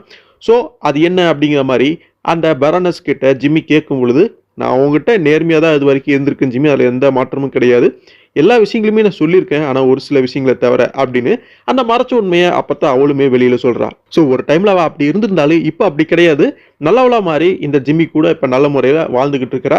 ஸோ டயானா கேட்குறான், ஃபர்ஸ்ட் டைம் வந்து நீ எப்போ இந்த இவளை பார்த்த அப்படின்னு கேட்கும் பொழுது அந்த கதையை வந்து ஜிம்மி சொல்ல ஆரம்பிக்கிறான். ஸோ ஜிம்மி தனக்குன்னு ஒரு படகு வந்து வச்சிருக்கா, அப்படி அதில் வந்து கடல் அப்படியே சும்மா போயிட்டு இருந்திருக்கு. அப்படி ஒரு வழக்கமான ஒரு விஷயம் தான், ஒரு ஹாபியாட்டுக்கு பழக்கமாட்டிருக்கு. அந்த மாதிரி அவருடைய படகுல வந்து போய்கிட்டே இருந்திருக்காரு. அப்படி போயிட்டு இருக்கும் பொழுது பைனாகுலர் மூலமா பார்த்துட்டு இருக்காரு. ஒரு விசித்திரமான காட்சி தென்படுது. ஸோ அங்கே மிதந்து ஏதோ ஒன்று வந்துகிட்டு இருக்கு. அதில் ஒரு பெண் வந்து மயக்கமான நிலையில வந்துகிட்டு இருக்கிறா. ஸோ ஒரு மோசமான நிலையில இருக்கிறத வந்து ஜிம்மி புரிஞ்சுக்கிறான். அப்பதான் தெரியுது அந்த இடத்துல அந்த பெண் மட்டும் மிதந்து வரல, கூடவே வேற ஒன்றுமே வருது அப்படிங்கிறது. ஸோ ஒரு ஷார்க் சுறாமீன் வந்து அங்கே அவளை வேட்டையாடுறதுக்கு அங்கே வந்துட்டு இருக்கிறத பார்த்தோன்னே சடனாக எதையும் யோசிக்காம கடல்ல ஜிம்மி குதிச்சு அவளை எப்படியோ சேஃபா திரும்ப படகுக்கு வந்து காப்பாற்றி கூட்டிட்டு வந்துடுறாரு. அந்த சுறாமீனை குத்தி கொலை பண்ணி தாக்கி அங்கிருந்து வந்துடுறாங்க. ஸோ அந்த படகுக்கு வந்ததுக்கு அப்புறம் பெரோனஸ் வந்து ஜிம்மி கூட பழகுறா, பேசுறா. ஸோ அந்த நாள் வந்து அவங்க நினைச்சதை விடவே ரொம்ப அற்புதமாகவே போக ஆரம்பிக்குது. ஸோ அப்படித்தான் அவங்களுக்குள்ள பழக்கம் ஏற்பட்டு இப்போ ஒன்றா வாழ்ந்துகிட்டு இருக்காங்க. ஸோ அதுக்கப்புறம் அந்த பெரோனஸ் வந்து பேசுறா, இப்போ எல்லா விஷயங்களும் உனக்கு தெரிஞ்சிச்சு, இப்போ என்ன பண்ணலான்னு இருக்க பேண்டம், என்னை வந்து கைது பண்ண போறியா, அரெஸ்ட் பண்ண போறியா, ஸோ உன்னால் ஆனதை பார்த்துக்க, அதே சமயத்தில் நான் இன்னொரு விஷயத்தையும் சொல்லிக்கிறேன், நான் ப்ரெக்னெண்ட்டாக இருக்கேன் அப்படின்னு சொல்லும் பொழுது அது ஜிம்மிக்கு ஆச்சரியமா இருக்குது. அந்த தகவல் அப்போதான் அவனுக்கே தெரியும் போல இருக்கு. ஒருவேளை அப்புறம் சொல்லலாம் அப்படின்னு அவ இருந்திருப்பா போல இருக்கு. அடுத்து டயானா பேண்டாவை பார்த்து கேட்கும் பொழுது இப்போ நம்ம என்ன பண்றது அப்படின்னு கேட்கும் பொழுது, இப்போ நான் மட்டும் என்ன பண்றது, முன்னாடி தான் கிரிமினல், இப்போ கிடையாது, இப்போ நல்ல முறையில் இருந்தானா எனக்கு ஒன்றும் பிரச்சனை இல்லை, நான் அவளை அரெஸ்ட் பண்ணி அப்படி இப்படின்னு தேவையில்லாத பிரச்சனைகளை நான் பார்க்க விரும்பல, இப்போதைக்கு என்ன நடந்துட்டு இருக்கோ அந்த பிரச்சனையை பார்ப்போம் அப்படின்னு எல்லாமே கிட்டத்தட்ட ஒரு சமாதானத்துக்கு வந்துடுறாங்க. எல்லாருமே சேர்ந்து இப்போ வந்திருக்கக்கூடிய பிரச்சனையை எடுத்து நிற்கலாம் அப்படின்னு ஒரு முடிவுக்கு வந்துடுறாங்க. ஸோ பெரோனஸ் அப்போ சொல்கிறா, சரி முதல்ல போய் விச்சி டாக்டர்கிட்ட பேசிட்டு வரலாம் அப்படின்னு சொல்லும் பொழுது நம்ம ஜிம்மி மட்டும் போய் தனியாக வந்து அந்த விச்சி டாக்டரை பார்த்து பேசுகிறான். இப்போ நீங்கள் பரவாயில்ல, நல்லா இருக்கீங்க, ஸோ என்னதான் நடந்துச்சு அப்படின்னு கேட்கும் பொழுது அந்த விச்சி டாக்டர் சொல்கிறாரு, இந்த மாதிரி அந்த ஒப்பேராவுக்கு போகிறதுக்கான இடத்த வந்து அவன் கேட்டான், எனக்கு வேறு வழி இல்லை, நான் வந்து ஒரு மேப் மாதிரி டிராயிங் மாதிரி வரைஞ்சி அவன்கிட்ட கொடுத்துட்டேன், ரொம்ப டீட்டெயிலாகவே நான் அதை பண்ணிட்டேன், ஸோ இப்போ என்னால் எதுவும் பண்ண முடியாது அப்படிங்கிற மாதிரி சொல்லும்போது, சரி நீங்கள் ஒன்றும் கவலைப்படாதீங்க, எல்லாம் நாங்கள் பார்த்துக்கிறோம், நீங்கள் கண்ணு முழிச்சு நல்லபடியாக நடமாடும் பொழுது உங்களுடைய மகளும் பேத்தியும் உங்கள் கூட இருப்பாங்க, அதனால கவலைப்படாம இங்கே நிம்மதியாக ஓய்வெடுங்க அப்படின்னு சொல்லிட்டு ஜிம்மி வெளியில வந்துடுறாரு. பேண்டம் அங்கதான் நிக்கிறாரு. ஸோ இப்போ நீ அடுத்து என்ன பண்ண போறேன்னு தெரியுது, ஸோ உன் கூட நானுமே வரேன் அப்படின்னு சொல்லும் பொழுது அதுக்கு அந்த ஜிம்மி வந்து இது வந்து ஒரு ஆபத்தான பயணம், நான் இதில் யாரையும் என் கூட கூட்டிட்டு போறதா இல்லை அப்படின்னு வந்து சொல்றாரு. என்னுடைய வாழ்க்கையை தினம் ஆபத்துல தான் இருக்குது, அதனால நானும் உன் கூட வருவேன் அப்படின்னு 2 பேரும் மாறி மாறி திரும்ப வந்து ஒருத்தருக்கு ஒருத்தர் முறைச்சிக்கிறாங்க. இன்னும் அவங்களுக்குள்ள சரியா ஒத்து போலேன்னு தெரியுது. இருந்தாலுமே ஜிம்மிக்கு வேற வழி இல்லை, இவனையும் கூட கூட்டு போயிடும் அப்படின்னு ஒரு முடிவுக்கு வந்துடுறாரு. ஜூன் பிளேனை ரெடி பண்ணு அப்படின்னு சொல்றா. ஜூன் அப்படிங்கிறத பெரோனஸ் தான். பெரோனஸை வந்து இந்த ஜிம்மி ஜூன் அப்படின்னு அழைக்கிறான். அப்போ பேண்டமுக்கு ஆச்சரியம், இந்த காட்டுக்குள்ளே இருந்துக்கிட்டு இப்படி ஒரு வீட்டில் வாழ்றதே அதிசயமாக இருக்குது, இல்லை இவன் பிளெயின் எல்லாம் வேற வச்சிருக்கானா அப்படிங்கிற மாதிரி யோசிக்கிறாரு. ஸோ 4 பேருமே வெளியில் வந்துடுறாங்க. உண்மையிலுமே அங்கே ஒரு பெரிய பிளெயின் ஒன்று இருக்குது. உண்மையிலுமே ஆச்சரியமாக தான் இருக்குது, இந்த இடத்துல இப்படி ஒரு பிளெயின் இவங்க வச்சிருக்கிறது அப்படின்னு. ஸோ அதுக்கப்புறம் எல்லாருமே பிளெயினில் ஏறி புறப்படுறதுக்கு தயாராகிடுறாங்க. ஜூன் அந்த பெரோனஸ் தான் ஃப்ளைட்டை வந்து ஓட்டுறா. அப்போ ஜிம்மிக்கு ஒரு டவுட்டு கேட்குறான். ஏன்னா இதுக்கு முன்னாடி அவருடைய கடந்த காலங்கள் சரியாக தெரியாதனால உனக்கு உண்மையிலுமே ஃப்ளைட் ஓட்ட தெரியுமா அப்படின்னு கேட்கும் பொழுது, நிச்சயமா ஒரு காலத்தில் நான் ஓட்டிட்டு இருந்தேன், இப்போ கேப் விட்டு போச்சு, டச் இல்லை அப்படின்னாலுமே என்னால் இதை பண்ண முடியும், அதனால் போகிற இடம் எது, எங்கே லேண்ட் பண்ணு மட்டும் சொல்லும், இதில் நான் பார்த்துக்கிறேன் அப்படின்னு சொல்லும்பொழுது, ஓகே உன்னோட கான்ஃபிடென்ட் எனக்கு புரியுதுன்னா அவன் வழியிலே விட்டுரு அப்படின்னு ஜிம்மியுமே அதை சொன்னோன்னே அங்கே பிளெயின் எடுத்துகிட்டு புறப்பட ஆரம்பிச்சிடுறாங்க. ஸோ பிளெயினில் போயிட்டு இருக்கும் பொழுது டயனா வந்து ஜிம்மியை பார்த்து அவனுடைய கதை தான் என்ன, நீ எப்படி இந்த ஜங்கிள் இந்த காட்டில் வசிச்சுட்டு இருக்க வாழ்ந்துட்டு இருக்கிற அப்படின்னு கேட்கும் பொழுது, உண்மையை சொல்லணும்னா நான் பிறந்ததே இங்கே அப்படின்னு அவனுடைய கதையை வந்து அங்கே சொல்ல ஆரம்பிக்கிறான். ஸோ பல வருஷங்களுக்கு முன்னாடி அவனுடைய அப்பா அம்மா வந்து ஒரு பெரிய கப்பலில் வந்து பாய்மர கப்பலில் பயணம் பண்ணிட்டு இருக்காங்க. இன்னும் சில குழுக்களோட வந்து பயணம் பண்ணிட்டு இருக்காங்க. அவங்க வந்து அம்பாசிடர்ஸ் ஆட்ருக்கு ஏதோ ஒரு மிஷனுக்காக மிஷன் ஃபோக்கஸ்டாக அந்த பயணத்தை வந்து மேற்கொண்டுட்டு இருக்காங்க. எல்லாம் நல்லபடியாக போவோம் அப்படின்னு நினச்ச சமயத்தில் அங்கே சிங் பிரதர்வுட், அதாவது இந்த காட்டியா சிங் இருக்கான் பார்த்தீங்களா, அவனுடைய முன்னோர்கள். ஸோ நம்ம பேண்ட மாதிரியே அவனும் வழி வழியாக வந்து கடற்கொள்ளையனா இருந்திருக்கான் அப்படிங்கிறது புரியுது. அப்போ அவனுக்கு வேறு சில திட்டங்கள் இருந்திருக்கு போல இருக்கு. அதுபடி பார்க்கும் பொழுது இவங்க அப்பா அம்மா போயிட்டு இருந்த அந்த கப்பலை வந்து பிளாஸ்ட் பண்ணி அங்கே வந்து தரமட்டமாக்கி கடலுக்குள்ளே விலை செஞ்சிடறாங்க. ஸோ அந்த கப்பல் அங்கே மூழ்கிடுது. ஆனால் அதுலேருந்து தப்பிச்சது இந்த அப்பா அம்மா தான், இந்த ஜிம்மியோடைய அப்பா அம்மா தான். அவங்க எப்படியே கரை ஒதுங்கிடுறாங்க. அது என்ன இடம் அப்படின்னு பார்க்கும்பொழுது ஆப்பிரிக்காவில் இருக்கக்கூடிய ஏதோ ஒரு இடம், மேப்லேயே வந்து அவ்வளோ ஈஸியாக பார்க்க முடியாத தெரியாத ஒரு இடத்துல தான் அவங்க கரை ஒதுங்கி இருக்காங்க. கூடவே அந்த எரிஞ்சு போன விபத்துக்குள்ளான அந்த கப்பலுடைய சில சிதிலங்கள், கட்டைகள், மரங்கள் எல்லாமே ஒதுங்கி இருக்குது. ஸோ என்னடா பண்ணுறது அப்படின்னு பார்க்கும்போது அவங்க அங்கே தான் வாழ்ந்தாக வேண்டிய சூழ்நிலைக்கு தள்ளப்படுறாங்க. அதனால் ஜிம்மியோடைய அப்பா அம்மா அங்கேயே வாழ்கிறாங்க. அந்த அவங்க தப்பிச்சு வந்த அந்த லைஃப் போட்டு, அந்த எரிஞ்ச கப்பலுடைய சிதிலங்கள் இதெல்லாம் வச்சு எப்படியோ வந்து மரத்தில் வந்து ட்ரீ ஹவுஸை வந்து கட்டுறாங்க. அதில் எப்படியோ வச்சு வந்துட்டு இருக்காங்க. சில மாதங்கள்லேயே அவனுடைய அம்மா வந்து ப்ரெக்னென்ட் ஆகுறாங்க. ஸோ அப்போ தான் ஜிம்மியே வந்து பிறந்திருக்கிறான். ஸோ அந்த தீவில் என்னதான் அவங்க மாட்டிக்கிட்டாலும் அவங்க வாழ்க்கை ஒரு மாதிரி நல்லா தான் போயிட்டு இருந்துருக்குது. ஜிம்மி பிறந்துமே ஒரு 3 வருஷம் நல்லபடியாக தான் அவன் வாழ்க்கை போயிட்டு இருந்துருக்குது. அவங்க அப்பா அம்மா கூடவே இருந்து பாதுகாத்து எல்லா விஷயங்களும் பண்ணிட்டு இருந்திருக்காங்க. ஆனால் அதுக்குமே ஒரு முடிவு வந்துருச்சு. சிங்கங்கள் வந்து பார்த்தீங்கன்னா காட்டுக்குள்ளே இருந்து எங்கேயோ வந்து எங்களை தாக்க ஆரம்பிச்சிருச்சு. என்னுடைய அப்பா என்னதான் கைத்துப்பாக்கி வச்சு அதுங்களை சுட்டு கொல்லணும் அப்படின்னு நினச்சிருந்தாலுமே அதுங்க அதிக அளவில் எண்ணிக்கை இருந்ததுனால எங்கள் அப்பா வந்து தாக்கிடுச்சு. அவனால சமாளிக்க முடியல. நானும் எங்கள் அம்மாவும் அங்கேருந்து அதுங்களை விட்டு தப்பிச்சு ஓடணுன்னு வேகமாக ஓடிக்கிட்டு இருந்தோம். அப்போ எங்கள் அம்மா நீங்கள் இருந்து தப்பிச்சு போயிரு, வேகமாக முன்னாடி போயிரு அப்படின்னு எங்கள் அம்மா என்னையுமே தனியாக விட்டுடுறாங்க. எனக்கு வேறு வழி தெரியாமல் நானுமே ஓடிக்கிட்டு இருந்திருந்தேன் கவலையோட. ஸோ எங்கள் அம்மாவுமே அந்த சிங்கத்துக்கு பலியாயிட்டாங்க. நான் மூச்சரிக்கை வேகமாக ஓடிக்கிட்டு இருக்கேன். பின்னாடி அந்த சிங்கங்கள் துரத்திட்டு வந்துட்டு தான் இருக்குது. ஸோ அடுத்து நான் தான் என்னுடைய கதையுமே முடிய போகுது அப்படின்னு நான் நினச்ச சமயத்தில் ஒரு அதிசயம் நடந்தது. நான் வாழ்க்கையில் முதல் முறையாக அப்படி ஒரு பெரிய உருவத்தை நான் அப்போ தான் பார்த்தேன். அது ஒரு யானை. அந்த யானை வந்து என்னை காப்பாத்துச்சு. உடனே அந்த 2 சிங்கங்களையும் தன்னுடைய தும்பிக்கை மூலம் தூக்கி வீசி அடிச்சது. அடுத்ததா அது செஞ்சது என்னையுமே தன்னுடைய தும்பிக்கை மூலம் தூக்கி மேலே உட்கார வச்சது. அன்னிலேருந்து நான் இந்த காட்டில் தான் வாழ்ந்துட்டு இருக்கிறேன். அந்த யானை கூடயே தான் இருந்தேன். போன வீடியோவில் நீங்கள் பார்த்த அந்த யானையுமே இதுவாக தான் இருக்கும். ஸோ இப்படித்தான் இந்த காட்டில் ஜிம்மியோட வாழ்க்கை அப்படிங்கிறது இருந்தது. ஸோ இதுக்கு மத்தியில் இடையில எப்படியோ சிட்டிக்குள்ளே வந்து டயானா கூட பழக்கமாகி சில விஷயங்கள் அங்கே போயிருக்கு அப்படிங்கிறது புரியுது. அதனால தான் டயானாவுக்கு ஜிம்மியே தெரிஞ்சிருக்குது. ஸோ இந்த கதையை சொல்லி முடிச்சோடனே அங்கே பிளெயின் வந்து ஷேக் ஆகுது. என்ன நடக்குது அப்படிங்கிறது அவங்களுக்கு புரியல. ஸோ அந்த பெரோனஸ், அந்த ஜூன் வந்து சொல்கிறான், நமக்கு கூட சில கம்பெனிஸ் வந்திருக்காங்க. என்ன மாதிரியான கம்பெனி அப்படின்னு பார்க்கும் பொழுது எதிரி விமானங்கள் அங்கே வந்து இவங்களை தாக்குறதுக்கு வந்திருக்குது. ஸோ அவங்க அங்கே ஷூட் பண்ணுறாங்க. அது இவங்களோட விமானத்தை தொலைச்சிட்டு குண்டுகள் உள்ள வர ஆரம்பிக்குது. நம்ம பேண்டம் வந்து டயானாவை குமிஞ்சிக்க சொல்கிறாரு.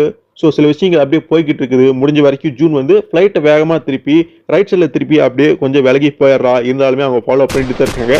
பேண்டம் வந்து நீங்கள் இங்கேயே இருங்க, நான் பார்த்துக்கிறேன் அப்படின்னு அவர் பாட்டுக்கு பிளெயின்லேருந்து குதிச்சிட்றாரு. குதிச்சு எதிரியோட விமானத்து மேலே வந்து பாஞ்சிட்றாரு. அங்கே இருந்துக்கிட்டே தன்னுடைய துப்பாக்கி மூலமாக அந்த கண்ணாடிகளை சுட்டு தொலைச்சி உள்ளே இருக்கவனை வந்து மிரள விட்டுறாரு. அதுக்கப்புறம் இவருமே உள்ளே போய் உக்காந்து அவங்ககிட்ட பேசுகிறாரு. ஸோ அவங்ககிட்ட பேராசூட் இருக்கும் பொழுது இருக்கு. ஓகே, அதை யூஸ் பண்ணுறதுக்கு இதுதான் சரியான நேரம் அப்படின்னு அவர் பாட்டுக்கு அவனை தள்ளி விட்டுறாரு.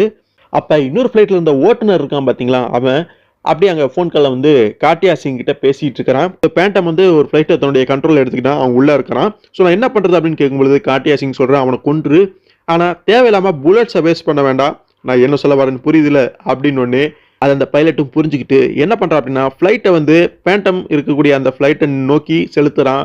ஸோ நேருக்கு நேராக மோதி விபத்துக்குள்ளாக்கணும் அப்படிங்கிறது அவனுடைய எண்ணம். ஸோ நம்ம பேண்டம் அப்பதான் உள்ள உட்காந்து ஒரு மாதிரி செட்டில் ஆயிருப்பாரு. இதை எப்படி ஆப்ரேட் பண்றது அப்படிங்கிறத கொஞ்சம் சீக்கிரமே பார்த்து புரிஞ்சுக்கிட்டு அந்த ஃபிளைட்டை ஓட்டுறதுக்கு ட்ரை பண்ணிட்டு இருக்கக்கூடிய அந்த சமயத்திலேயே அந்த எதிரி விமானம் நம்ம பேண்டமுடைய ஃபிளைட்ல வந்து மோதிருது.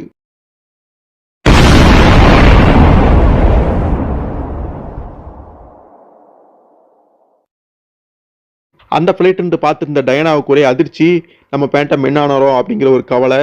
ஆனால் அங்கே என்ன நடந்தது அப்படின்னு பார்க்குற கூட வழியில் 2 ஃப்ளைட்டும் போதி அங்கே பயங்கரமாக கிராஷ் ஆகி நெருப்பும் புகையுமா அங்கே சூழ்ந்துக்குச்சு. ஸோ அந்த ஃப்ளைட்டில் இருந்த டயனா வந்து சீக்கிரம் ஃப்ளைட்டை கீழே கொண்டு போய் பாருங்க, அவர் இருந்தாருன்னா அவர் நம்ம காப்பாற்றணும் அப்படின்னு என்னென்னமோ சொல்லி பார்க்குறான். ஆனால் நம்ம போகிறது சாத்தியமே கிடையாது, அவர் இறந்துருப்பாரு, நம்மளால ஒன்றும் பண்ண முடியாது அப்படின்னு ஜிம்மி அங்கே பேசுகிறான். நம்ம பாட்டு கீழே போய் அவரை தேடணும் அப்படின்னு சொல்லி நம்ம ஆபத்துக்குள்ள மாட்டிட்டோம்னா ரொம்ப போயிடும். இதை பேண்டமும் விரும்ப மாட்டான். ஆனால் நம்ம தொடர்ந்து நம்ம பயணத்தில் முன்னேறுவோம். ஸோ அவங்கள இதுக்கு காரணமான அவங்கள நிச்சயமாக நம்ம வந்து கொல்லுவோம் வீழ்த்துவோம் அப்படின்னு சொல்லும் பொழுது அதை வந்து அவளுமே புரிஞ்சுக்கிறா. கொஞ்சம் கஷ்டத்தில் இருந்தாலுமே சரி நான் அவங்கள பழி வாங்க விட மாட்டேன் அப்படின்னு சொல்லிட்டு அவளுமே முன்னோக்கி இப்போ அந்த பயணத்தில் போகிறாங்க.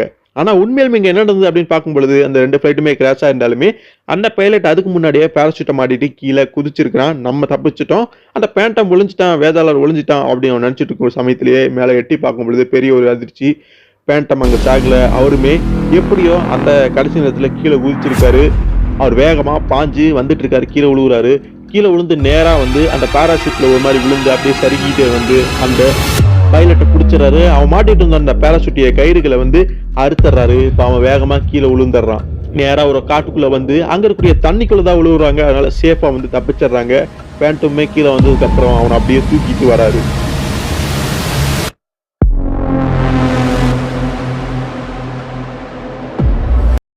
கரை ஒதுங்கினதுக்கு அப்புறம் இப்போ சொல்லு, நீ யாரு, உன்னோட பேர் என்ன அப்படின்னு கேட்கும் பொழுது அதை நான் சொல்ல மாட்டேன், நான் உங்ககிட்ட எந்த விஷயத்தையும் சொல்ல மாட்டேன் அப்படின்னு சொல்றான். சரி அப்படின்னா ஓகே, எனக்கு ஒரு வழி தெரியல அப்படின்னு துப்பாக்கி எடுத்து அவனை துப்பாக்கி முனையில மிரட்டுறாரு. அதுக்கு அந்த பைலட் சொல்றான், நீ அப்படிலாம் பண்ற ஆள் கிடையாது, நீ செய்ய மாட்டேன், உனக்கு அதுக்கு அவசியமும் கிடையாது, என்னை நீ சுட்டுட்டீங்கன்னா உனக்கு எந்த தகவலும் தெரியாது அப்படின்னு சொல்றான். நீ சொல்றதும் கரெக்டு தான், ஆனா இப்போ எனக்கு சுட்டுத்தான் ஆகணும், அதுக்கு வேற ஒரு ரீசனுமே இருக்குது. ஆனா நீ உண்மையில சொல்லிட்டா பிரச்சனை இல்லைன்னா சுட வேண்டியதாயிரும்.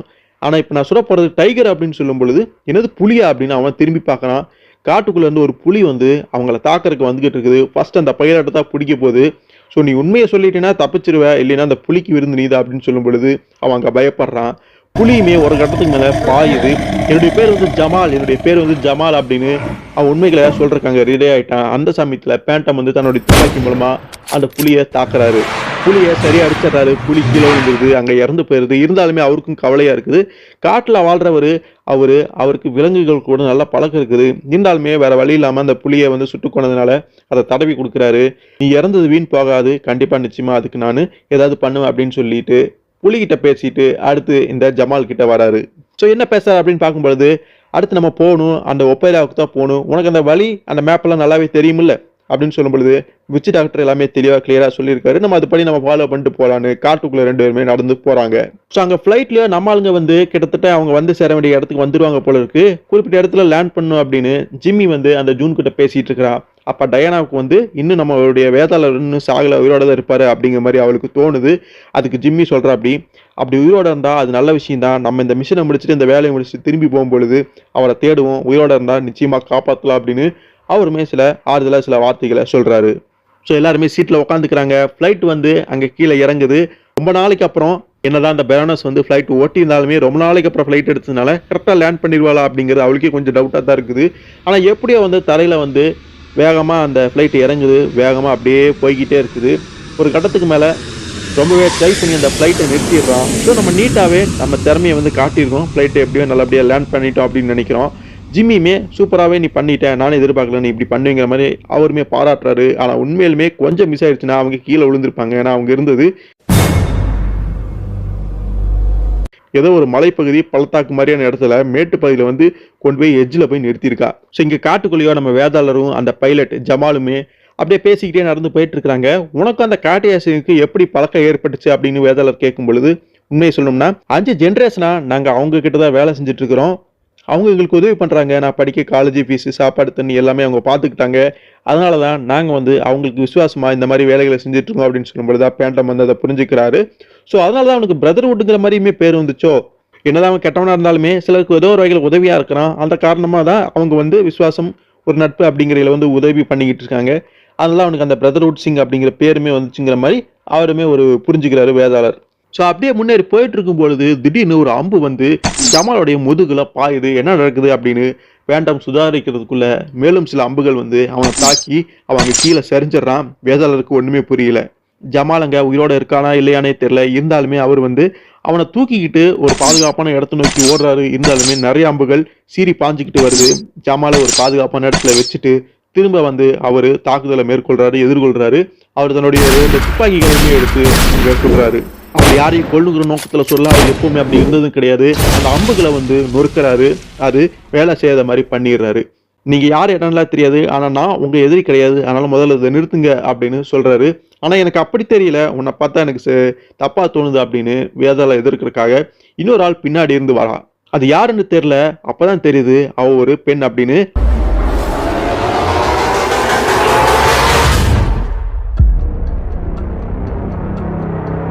அவங்க யாரு, எந்த பழங்குடியின மக்கள் அப்படிங்கறது தெரியல. கருப்பா இருக்கிறாங்க. அவங்க வந்து நம்ம வேதாளோடைய 2 கைகளை பிடிச்சிட்டு துப்பாக்கிகளை கீழே போட வச்சிடுறாங்க. வேதாளருக்குமே ஒரு சங்கடமான சூழ்நிலைன்னு சொல்லலாம்.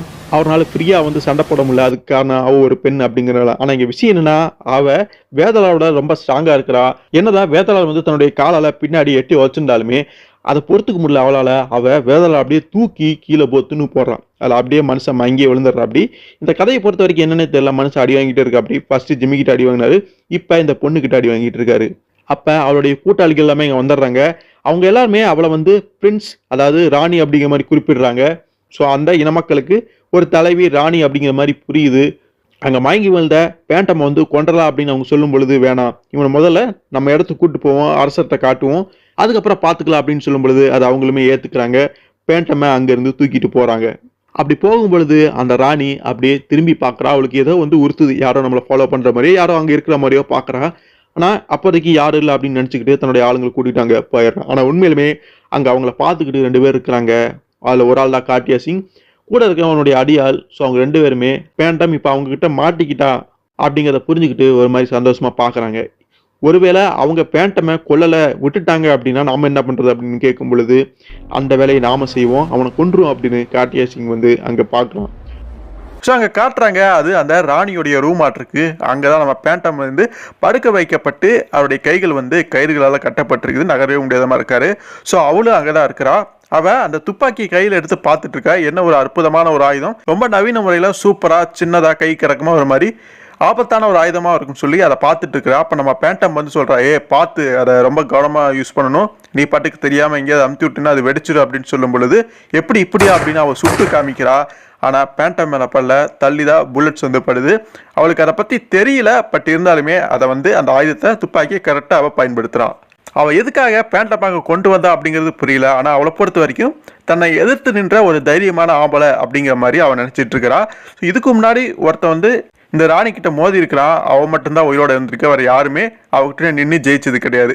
ஆனால் அது கண்டிப்பாக நீ கிடையாது அப்படின்னு பேண்டம் பார்த்து சொல்லும் பொழுது, சரி நீ யாரு, எங்கிருந்து வந்தா அப்படின்னு கேட்கும் பொழுது, நான் தான் பேண்டம், என்னுடைய பேர் அதுதான், இப்போ நீ யாரு, நீங்க என்ன பண்ற, உன்னோட பேர் என்ன அப்படிங்கிற மாதிரி அவருமே அவளை பார்த்து கேட்கும் பொழுது அவளுமே சொல்றா தன்னுடைய பேர் வந்து ஒஷாராவாமா, இந்த ஒப்பேர் நகரத்துக்கு நான் தான் ராணி அப்படின்னு சொல்லும் பொழுது, அவங்க தேடிட்டு இருந்த அந்த மறைஞ்சிருக்கக்கூடிய நகரமான ஒப்பேர் வந்து அதுதான் அப்படிங்கிறது புரியுது. நம்ம வேதாளர் இப்போ அங்கெல்லாம் இருக்கிறாரு. ஸோ அந்த நகரத்துக்கு அவள் தான் ராணி அப்படிங்கிறது புரியுது. அப்படியே பேசிக்கிட்டு இருக்கிறாங்க. அப்போ அவளுக்கு பேண்டம் மேலே என்னாச்சுன்னு தெரியல, திடீர்னு காதல் வர ஆரம்பிச்சுச்சாட்டிருக்கு, நெருங்கணும் அப்படின்னு நினைக்கிறா. அப்போ திடீர்னு அந்த அரசன் அங்கே வந்துடுறான், அதாவது அந்த பெண்ணுடைய கணவன். இவங்க என்ன பண்ணிட்டு இருக்கா, இன்னும் கொல்லாமையா விட்டு வச்சிருக்கா அப்படின்னு கேட்கும் பொழுது, இவனை நான் தான் சிறைப்பிடிச்சு இங்கே கொண்டு வந்திருக்கேன், இவங்ககிட்ட சில கேள்விகள்லாம் கேட்கணும், அதுக்காக தான் நான் இவனை இப்போதைக்கு உயிரோட விட்டு வச்சிருக்கேன் அப்படின்னு சொல்லும் பொழுது, அதெல்லாம் நமக்கு தேவையே கிடையாது, உடனே அவனை கொல்லணும் அப்படின்ட்டு அந்த நபர் முன் வரும் பொழுது, நான் அதுக்கு நான் விட மாட்டேன், உங்களை நான் தடுத்து நிறுத்து அப்படிங்கிற மாதிரி குறுக்க நிற்கிறா. ஆனால் அவளை தள்ளி விட்டுட்டு அந்த கிங் வந்து நம்ம பேண்டமை கொல்றதுக்கு அந்த கத்தியை வீசும் பொழுது திடீர்னு அங்கே ஒரு நபர் வந்து அவரை தடுக்கிறான். ஸோ அது அவங்களுடைய பையன்தான். கத்தியை தூக்கி வீசும் பொழுது அந்த பையன் வந்து தடுத்ததுனால அந்த கத்தி நம்ம வேதருடைய கைகளை பிணைச்சிருக்கக்கூடிய கயிறுகள் அதில் வந்து பற்றுது. ஸோ கயிறு வந்து அங்கே விடுவிக்கப்பட்டுருது. இதை யாருமே அங்கே கவனிக்கல. ஸோ அந்த அரசனுக்கு கோவம் வந்தது, தன்னை தடுத்தது தான் பையனாகவே இருந்தாலும் என்ன தைரியம் இருந்தால் நீ இப்படி பண்ணியிருப்ப அப்படிங்கிற மாதிரி கேட்குற. அப்படி கொஞ்சம் பொறுமையாக இருங்க, அம்மா வந்து இவனை பிடிச்சிட்டு வந்திருக்காங்க அப்படின்னா நிச்சயம் அதுக்கு ஏதாவது காரணம் இருக்கும், இவங்ககிட்ட இருந்து சில உண்மைகள் நம்ம தெரிஞ்சுக்க முடியும், இதுக்கு பின்னாடி ஏதாவது இருக்கலாம். ஸோ நம்ம டின்னர் சாப்பிட்டு இது குறித்து அப்புறமா நம்ம முடிவு பண்ணிக்கலாம் அப்படின்னு சொல்லும் பொழுது அப்போ வரைக்கும் அந்த விஷயத்தை அந்த அரசனை ஏற்றுக்கிறான்.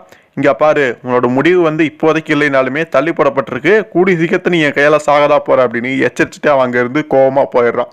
உன்னுடைய கணவர் ரொம்ப மோசமான ஒரு ஆளாக இருப்பா அப்படி போல இருக்கு, உன் பையனை கண்ட்ரோல் எடுத்து வச்சிருக்க, அப்படி அவர் சொல்கிறதா கேட்கணுங்கிற மாதிரி நடத்துப்பார் போல இருக்கு அப்படின்னு சொல்லும்பொழுது, உண்மையை சொல்லணும்னா அவர் என் பையனை மட்டும் இல்லை என்னையுமே அவருடைய கட்டுப்பாட்டுக்குள்ளே தான் வச்சிருக்காரு அப்படிங்கிற மாதிரி சொல்லிட்டு அவள் அங்கேருந்து போகிறான். அப்போ பேண்டம் ஒரு விஷயத்த சொல்கிறாரு, ஒரு விஷயத்த கேட்குறாரு. நீ வந்து ஒரு நபரை மீட் பண்ணியிருக்கியா, அவனுடைய பேர் வந்து ஜிம்மி வேல்ஸ், உனக்கு நல்லாவே தெரியும் அப்படின்னு சொல்லும் பொழுது, அப்படிப்பட்ட பேரில் எனக்கு யாருமே தெரியாது அப்படின்னு அவ பாட்டுக்கு அந்த ரூமை விட்டு வெளியே போகிற அந்த ஒரு சமயத்தில் அவனை பீவானா அப்படின்னு சொல்லிட்டு அந்த பேர்லையுமே அழைப்பாங்க. இப்போ உனக்கு ஏதாவது தெரியுதா அப்படிமா கேட்கும் பொழுது அவ ஒரு மாதிரி கண்டுக்காம வெளியில போயிடுறான். ஸோ அவளுக்கு அதை பற்றி ஏதாவது தெரிஞ்சிருக்கு, ஆனால் கண்டுக்காம தெரியாத மாதிரி அப்படியே காமிச்சிக்காம வெளியே போயிடுறான். அங்கே காடு ஒருத்தன் காவலுக்கு நிற்கிறான். அவனை தப்பிச்சு போகாமல் நீ கவனிச்சுக்க பார்த்துக்க அப்படின்னு சொல்லிட்டு போனோடனே, எஸ் நான் பார்த்துக்கிறேன் அப்படிங்கிற மாதிரி அவனுமே சொல்லிடுறான்.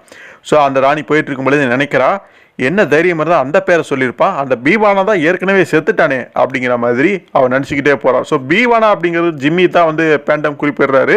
ஜிம்மி அவருடைய கடந்த கால கதைகளை சொல்லும் போல அந்த விஷயத்தையும் சொல்லியிருப்பார் போல இருக்கு. அதை வச்சுக்கிட்டு தான் பேண்டம் இங்கே கேட்டிருக்காரு.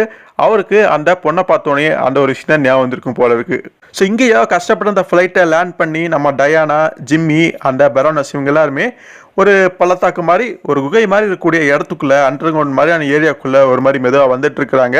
அந்த ஒப்பேரா அப்படிங்கிற நகரத்தை தேடி ஆல்ரெடி நம்ம பேண்டம் அதுக்குள்ளே தான் இருக்கிறாரு. ஆனால் இவங்களுக்கு அந்த விஷயம் தெரியல. ஸோ நம்ம டெவில் இருக்குது பார்த்தீங்களா, அந்த ஓனாய், நம்ம பேண்டமுடைய நாய், அது மோப்பம் பிடிச்சிக்கிட்டே சில விஷயங்களை கண்டுபிடிச்சி அப்படியே போது இவங்களும் ஃபாலோ பண்ணிட்டே போகிறாங்க. இருந்தாலும் பெரோனஸுக்கு பெருசாக நம்பிக்கையே இல்லை. இது நம்மளை எங்கேயும் ஆபத்தில் கொண்டு போய் தள்ளின்னு போல இருக்கு, கூடி சீக்கிரத்தில் நம்ம சாகதா போகிறோம் அப்படிங்கிற மாதிரி அவ சொல்கிறான். ஜிம்மியுமே கிட்டத்தட்ட அதை ஒத்துக்கிற மாதிரி தான் பேசுகிறாரு. ஸோ பெரோனஸ் இப்படி சொன்னோடனே டயானாக்கு கோவம் வந்துடுது, ஓங்கி பலார்னு அறையிறா அந்த பெரோனஸை. இன்னொரு வாட்டி இந்த மாதிரி பேசினா எனக்கு கோவம் வந்துடும் அப்படின்னு சொல்லும் பொழுது, ஏய் நீ இந்த மாதிரி இன்னொரு வாட்டி நான் அடிச்சின்னா உன்னை நான் சுட்டு கொண்டுருவேங்கிற மாதிரி பெரோனஸுமே விரட்டுறா. எப்படி இந்த கன்னை வச்சா அப்படின்னு டயனா அந்த கன்னை வெளியில் எடுக்கும் பொழுது அவகிட்ட இருந்த கன்னை எப்படியோ இவ லாபகமாக ஃபஸ்ட்டு திருடி வச்சிருக்கிறா. நீ ஒரு மோசமான ஆள் தான், உங்கள்கிட்ட ரொம்ப கவனமாக தான் இருக்கணும் அப்படிங்கிற மாதிரி பெரோனஸுமே அங்கே புரிஞ்சுக்கிறான். சரி நீங்கள் ரெண்டு பேரும் சண்டை போட்டதெல்லாம் போதும், இப்போ நம்ம எங்கேயோ ஒரு இடத்துக்கு வந்திருக்கோம், எதையோ கண்டுபிடிச்சிருக்கோம் அப்படின்னு நான் நினைக்கிறேன், கொஞ்சம் இங்கே வாங்கலை அப்படின்னு சொல்லிட்டு அந்த 3 பேருமே அங்கே போய் பார்க்குறாங்க. ஏதோ ஜொலிக்குது, பெரிய ஆச்சரியம் வந்து அவங்களுக்கு அங்கே.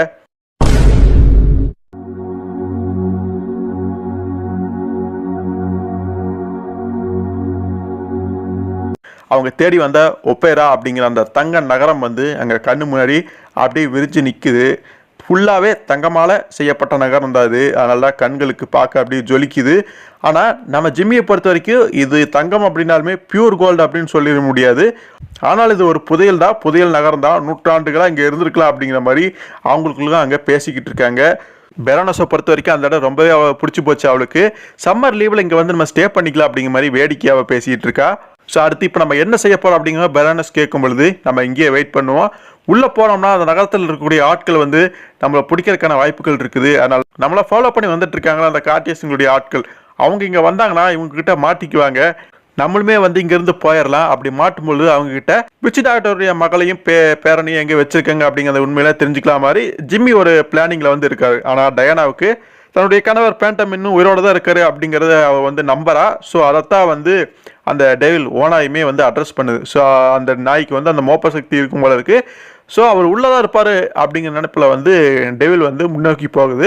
நான் கண்டிப்பாக போக தான் போகிறேன் அப்படின்னு சொல்லிட்டு அவளுமே பின்னாடி போகிறா. ஜிம்மி எவ்வளோ தடுத்து அதை கேட்காம டயானா டெவிலை கூட்டிகிட்டு முன்னாடி போகிறாங்க.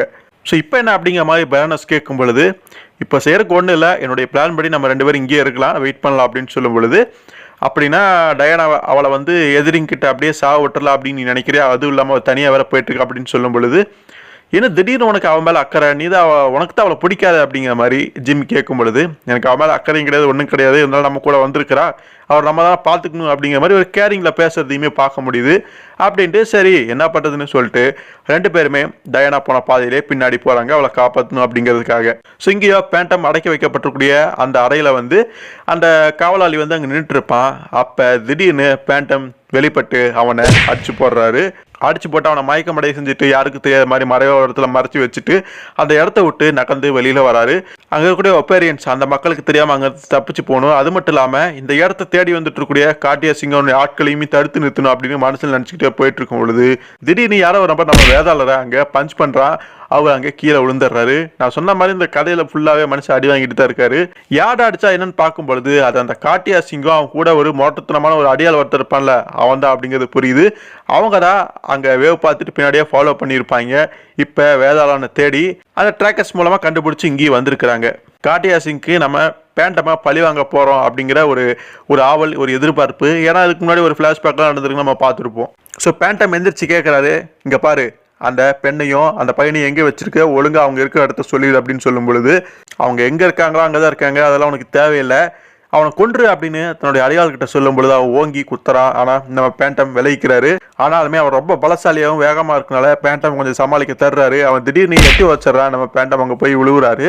திரும்ப எந்திரிச்சு வந்து 2 பஞ்ச் பண்ணுறாரு. ஆனால் கொஞ்சம் கூட அசரில் மலைமாடு மாதிரி அப்படியே நிற்கிறான். அடுத்த ஒரு பஞ்ச் பண்ண வரும்போது அதை பிடிச்சிட்டு இவன் ஓங்கி ஒரு பஞ்ச் பண்ணுறான். அப்படியே தூக்கி வீசப்பட்டு செவுத்துல அடிச்சு கீழே விழுகிறாரு பேண்டம்.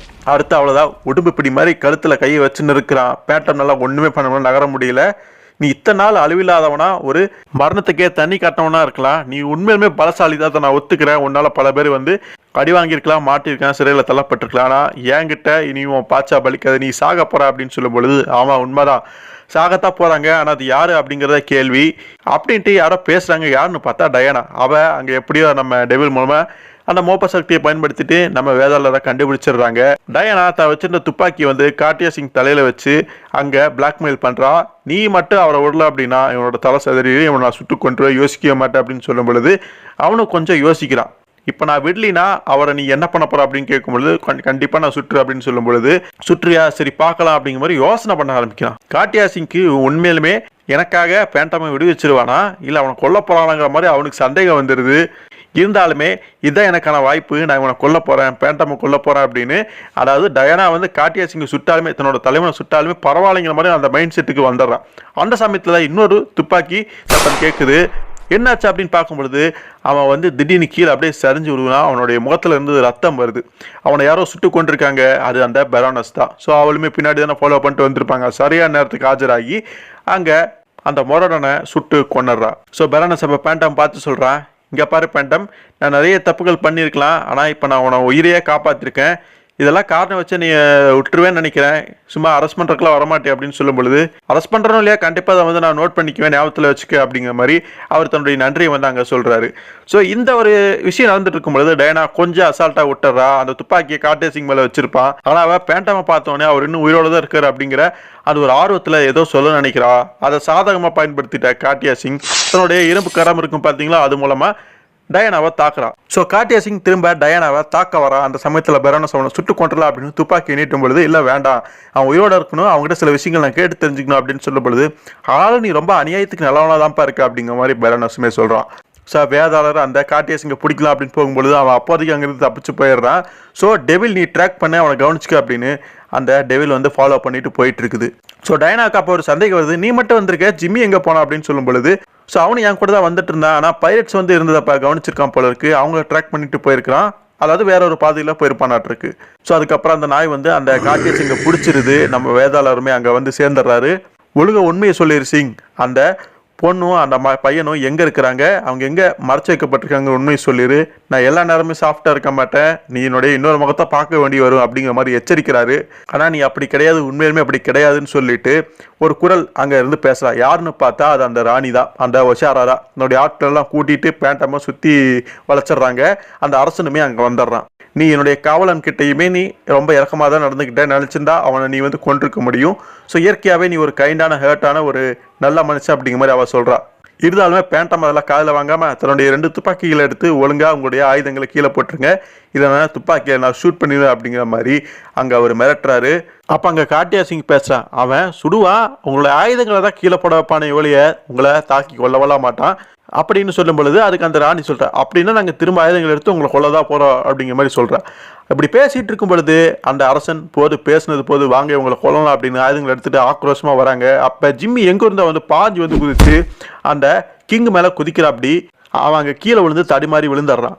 ஸோ அந்த ஒஷரா அந்த ஜிம்மி பார்த்து பீவானா அப்படின்னு சொல்லும்போது ஆச்சரியப்படுறா. ஸோ அவன் இன்னும் உயிரோடு தான் இருக்கிறான். ஒஷரா அப்படின்னு அந்த ஜிம்மியுமே அவருடைய பேரை வந்து கரெக்டாக தெரிஞ்சு வச்சு சொல்கிறான்.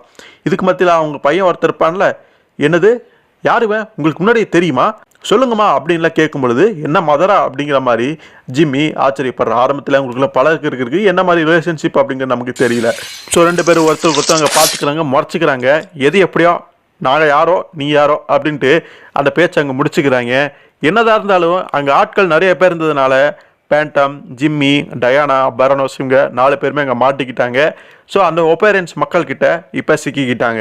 அதுக்கப்புறம் அந்த ஒப்பேரன்ஸ் வந்து அந்த 4 பேர்த்தையும் ஒரு சிறையில் வந்து அடைச்சி வச்சிடுறாங்க.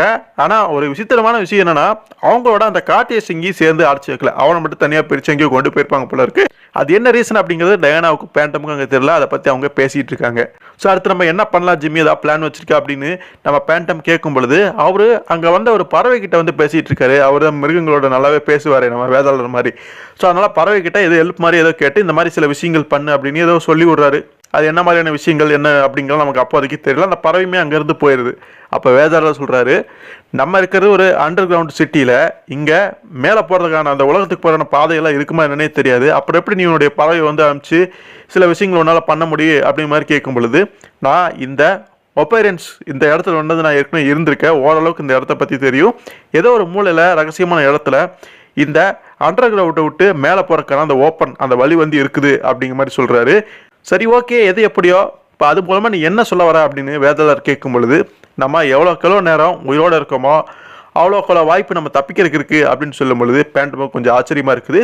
நம்மளை யாராவது காப்பாற்றுறது வருவாங்களா அப்படி மாதிரி சொல்லும் பொழுது அதுக்கான வாய்ப்புகள் கண்டிப்பாக இருக்குங்கிற மாதிரி சொல்கிறாரு. ஸோ அதை பேண்டமும் புரிஞ்சுக்கிட்டு முடிஞ்ச வரைக்கும் நம்ம இங்கே சர்வே அவருக்கு என்ன பண்ணுமோ அதை பார்க்கலாம் அப்படிங்கிற முடிவுக்கு வந்துடுறாங்க. அப்புறம் சிறையிலேருந்து அவங்க 4 பேர்த்தையுமே வெளியில் கூட்டிகிட்டு வராங்க. இதுதான் நேரம் வந்துருச்சு அப்படின்னு சொல்லிட்டு எங்கேயோ ஒரு இடத்துக்கு கூட்டிகிட்டு போகிறாங்க. அப்புறம் தான் தெரியுது ஒரு பெரிய அரங்கமாற்றுக்கு அங்கே வேதாளரையும் அந்த ஜிம்மி கூட்டிகிட்டு வராங்க. இந்த கிளாடியேட்டர் படங்களில் வர மாதிரி ஒரு பெரிய மைதானம் இருக்கும், அதுக்குள்ளே ஆட்களை வந்து சண்டை போட்டு தான் யாருன்னு நிரூபிச்சு கட்டுவாங்களே அந்த மாதிரி வந்து இருக்குது. ஸோ மேலே அந்த ராணி அந்த ஒஷரா வந்து அங்கே பேசுகிறா, மக்கள்கிட்ட ஒரு மாதிரி பேசிகிட்டு இருக்கா. இந்த ஒரு போட்டி வந்து இங்கே நடக்க போகுது, நம்ம இடத்துக்குள்ளே ஊடுருவி இருக்கக்கூடிய நபர்களுக்கு மத்தியில் தான் இந்த சண்டை நடக்க போகுது. அதில் ஏற்கனவே ஒருத்தன் இங்கே முன்னாடி நின்றுட்டு இருக்கான், என்னுடைய கனவு கூட நின்றுட்டு இருக்கான். அவனுக்கு வந்திருக்கக்கூடிய இந்த 2 நபர்களை அழிக்கணும் அப்படிங்கிறது அவனுடைய எண்ணம். ஆனால் அந்த 2 நபர்களுக்கு இவன் கடத்திட்டு வரப்பட்ட அந்த மக்களை, அதாவது அந்த பெண்ணையும் அந்த பையனையும் காப்பாற்றணுங்கிறது அவங்களுடைய நோக்கமாக இருக்குது. ஸோ இதில் யார் ஜெயிக்கப்படா அப்படிங்கிறது இவங்களே போட்டி போட்டு தெரிஞ்சுக்கிட்டோம். கடைசியில் யார் உயிரோட மிஞ்சிருக்காங்களோ அவங்க தான் வெற்றியாளர் அப்படிங்கிற மாதிரி அவங்க கலாச்சாரப்படி முறைப்படி சில விஷயங்கள் அங்கே பண்ண ஆரம்பிச்சிட்டாங்க. இதில் அந்த அரசன் அவனுமே அந்த ஒரு போட்டியாளனா அங்கே பங்கெடுத்திருக்கான். ஸோ காட்டியா சிங் அந்த அரசன் இவங்க 2 பேருமே ஒப்பேரன்ஸ் சார்பாக இருக்கிறாங்க. ஸோ அவங்கள வீழ்த்தி நம்ம ஜிம்மியும் பேண்டமும் அந்த பெண்ணையும் அந்த பையனையும் வந்து, அதாவது அந்த விச்சு டாக்டருடைய மகளையும் அந்த பேரனையும் காப்பாற்றி கூட்டிகிட்டு போய் ஆகணும். இப்படி ஒரு நிர்பந்தமான சூழ்நிலையில் அங்கே மாட்டி விட்டுறாங்க. ஜிம்மி கோவப்படுறான், இங்கே பாரு ஒஷரா, இதில் உனக்கு சம்மந்தமே இல்லாது, ஒழுங்கா அந்த பெண்ணையும் அந்த பையனையும் விட்டுரு, அவங்களுக்கு எந்த சம்மந்தமும் கிடையாது அப்படின்னு சொல்லும் பொழுது, பொறுமையாரு, நீ அவங்கள அடையணும் அப்படின்னா இல்லை ஜெயிச்சா மட்டும்தான் உன்னால் அதை செய்ய முடியுங்கிற மாதிரி அவ அங்கே சொல்லிடுறா. ஸோ போட்டியில் அந்த சண்டையில் அவங்க 2 பேர்த்தையும் பங்கெடுக்கிறதுக்கான அந்த விஷயங்கள் எல்லாமே பண்ணிட்டாங்க. டயானாவையும் பரனஸையும் நீங்கள் ஓடாமல் இல்லைங்க, இது ஆண்களுடைய சண்டை, உங்களுக்கு வேலை இல்லை அப்படின்னு சொல்லிட்டு வீரர்கள் எல்லாமே சுற்றி நின்றுக்கிறாங்க. அவங்களாலேயே அங்கே ஒன்றும் பண்ண முடியல. ஸோ நம்ம பேண்டமுக்கு தெளிவாக தெரிஞ்சிச்சு. ஸோ இதுதான் நிலைமை, நம்ம ஜெயிச்சாகணும்னா இதை வந்து ஃபேஸ் பண்ணி தான் ஆகணும்னு சொல்லிட்டு பார்த்துக்கலாம் அப்படின்னு 2 பேருமே அங்கே ஆக்ரோஷமாக காட்டியா சிங் கூடயும் அந்த அரசன் கூடயும் சண்டை போடுறதுக்கு போகிறாங்க. நம்ம பேட்டம் அந்த காட்டியா சிங்கை எதிர்க்க போகிறோம். அப்படி காட்டியா சிங்க்கு ரொம்பவே சந்தோஷம். இதுக்காக தான் இத்தனை நாளாக காத்துக்கிட்டு இருந்தேன், ஒரு வழியாக உன்னை பழிவாங்கிறதுக்கான நேரம் வந்துருச்சு, இதுக்காக தான் நிறைய பயிற்சிகள் எடுத்து உன்னை கொல்ல போகிறான் அப்படின்னு தன்னுடைய வாளை வந்து அப்படியே சுழட்டுறான். நம்ம வேதாளர் கீழே குளிஞ்சுக்கிட்டு அவர் ஓங்கி ஒரு குத்து விடுறாரு. இருந்தாலுமே அவனுமே திறமையாக சண்டை போடுறான். அவன் ஆயுதம் வச்சிருக்கான், ஆனால் வேதாளர்கிட்ட எதுவுமே கிடையாது. அவர் எதுவுமே இல்லாமல் சண்டை போட்டுட்டு இருக்காரு. வேதாளர் சொல்றாரு, நான் வந்து இம்மோர்டல், என்னை யாராலுமே அழிக்க முடியாது, அப்படி இருக்கும் பொழுது நீ எப்படி என்ன கொல்லு அப்படின்னு சொல்லும் பொழுது, அதையும் தான் பார்த்தாலாம், நீ ஒரு கோஸ்ட் பேய் மாதிரி இந்த உலகத்தில் நடமாட்டிட்டு இருக்கலாம், ஆனால் நீ ஒரு மனுஷன் தான், உனக்கு ரத்தம் இதெல்லாம் வரும், ஆனால் நீ சாக போற அப்படின்னு தன்னுடைய கத்தி எடுத்து திரும்ப வீசுற. அப்படி ஆனால் பேண்டம் இன்னைக்கு கிடையாது அப்படின்னு சொல்லிட்டு அவனோட கத்தியை தடுத்து நிறுத்தி கையில் பிடிச்சிக்கிறாரு.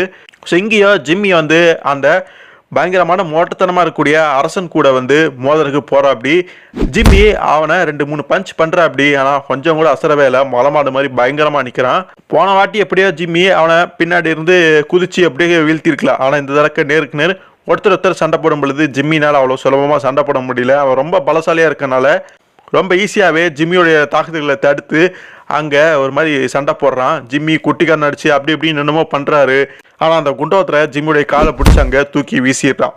ஸோ இப்போ அங்கே காட்டுறாங்க. ஸோ அதே இடத்துல தான் அந்த விச் டாக்டருடைய மகளையும் பேரனையும் அங்கே ஒரு குச்சியெல்லாம் வச்சு அதில் வந்து கட்டி போட்டிருக்காங்க. கீழே வந்து ஒரு பாதாளமாட்டு இருக்குது, மாதிரி குழி மாதிரி இருக்குது. அதுக்குள்ளே அந்த கருஞ்சிறுத்தைகள் இருக்கும் போல இருக்கு.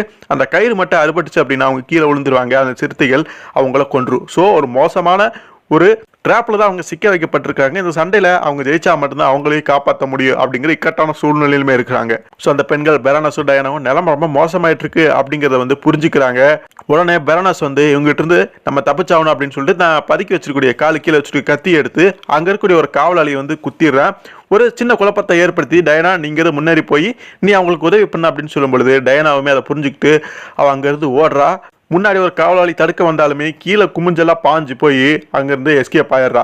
இங்கேயோ நம்ம வேதாளர் வந்து என்னதான் காட்டியாசி இங்கே அடித்தாலுமே அவங்ககிட்ட கத்தி ஆயுதம் இருக்கனால வேதாளர் இங்கே கொஞ்சம் சமாளிக்க கஷ்டப்படுறாரு. அவருடைய கைகள் எல்லாமே ரத்தம் ஆயிடுது. தன்னுடைய இரும்பு கரத்து மூலமெல்லாம் தாக்குறான். நம்ம வேதாளர் அங்கே கொஞ்சம் பலவீனம் விட்டு போகிறாரு. ஸோ அங்கே அடி வாங்கிட்டு இருக்காரு. ஸோ வேதாளரை அந்த காட்டியாசிங் அடிக்கடிக்க தான் வந்து ஒரு பெரிய ஆள் அப்படிங்கிற மாதிரி நினச்சிக்கிறான். இத்தனை நாள் இந்த அழிவில்லாத வேதாளர் வந்து இன்னைக்கு சாக போகிறான். என்னுடைய வம்சாவளிகளை எத்தனை சிங்கிகள் வந்திருந்தாலும் காட்டியாசிங் நான் ஒருத்தன் மட்டும்தான் இந்த வேதாளனை அழிவுக்கு கொண்டு வரப்போறேன், அவனை கொல்ல போறேன், இந்த விஷயத்தையே முடிவு கொண்டு போறேன் அப்படின்னு பெருமையாக அங்கே சொல்லிக்கிட்டு இருக்கிறான். அந்த சமயத்தில் கரெக்டாக டயானா வந்து அந்த காவலர்களை தாண்டி வெளியில் வந்திருப்பா.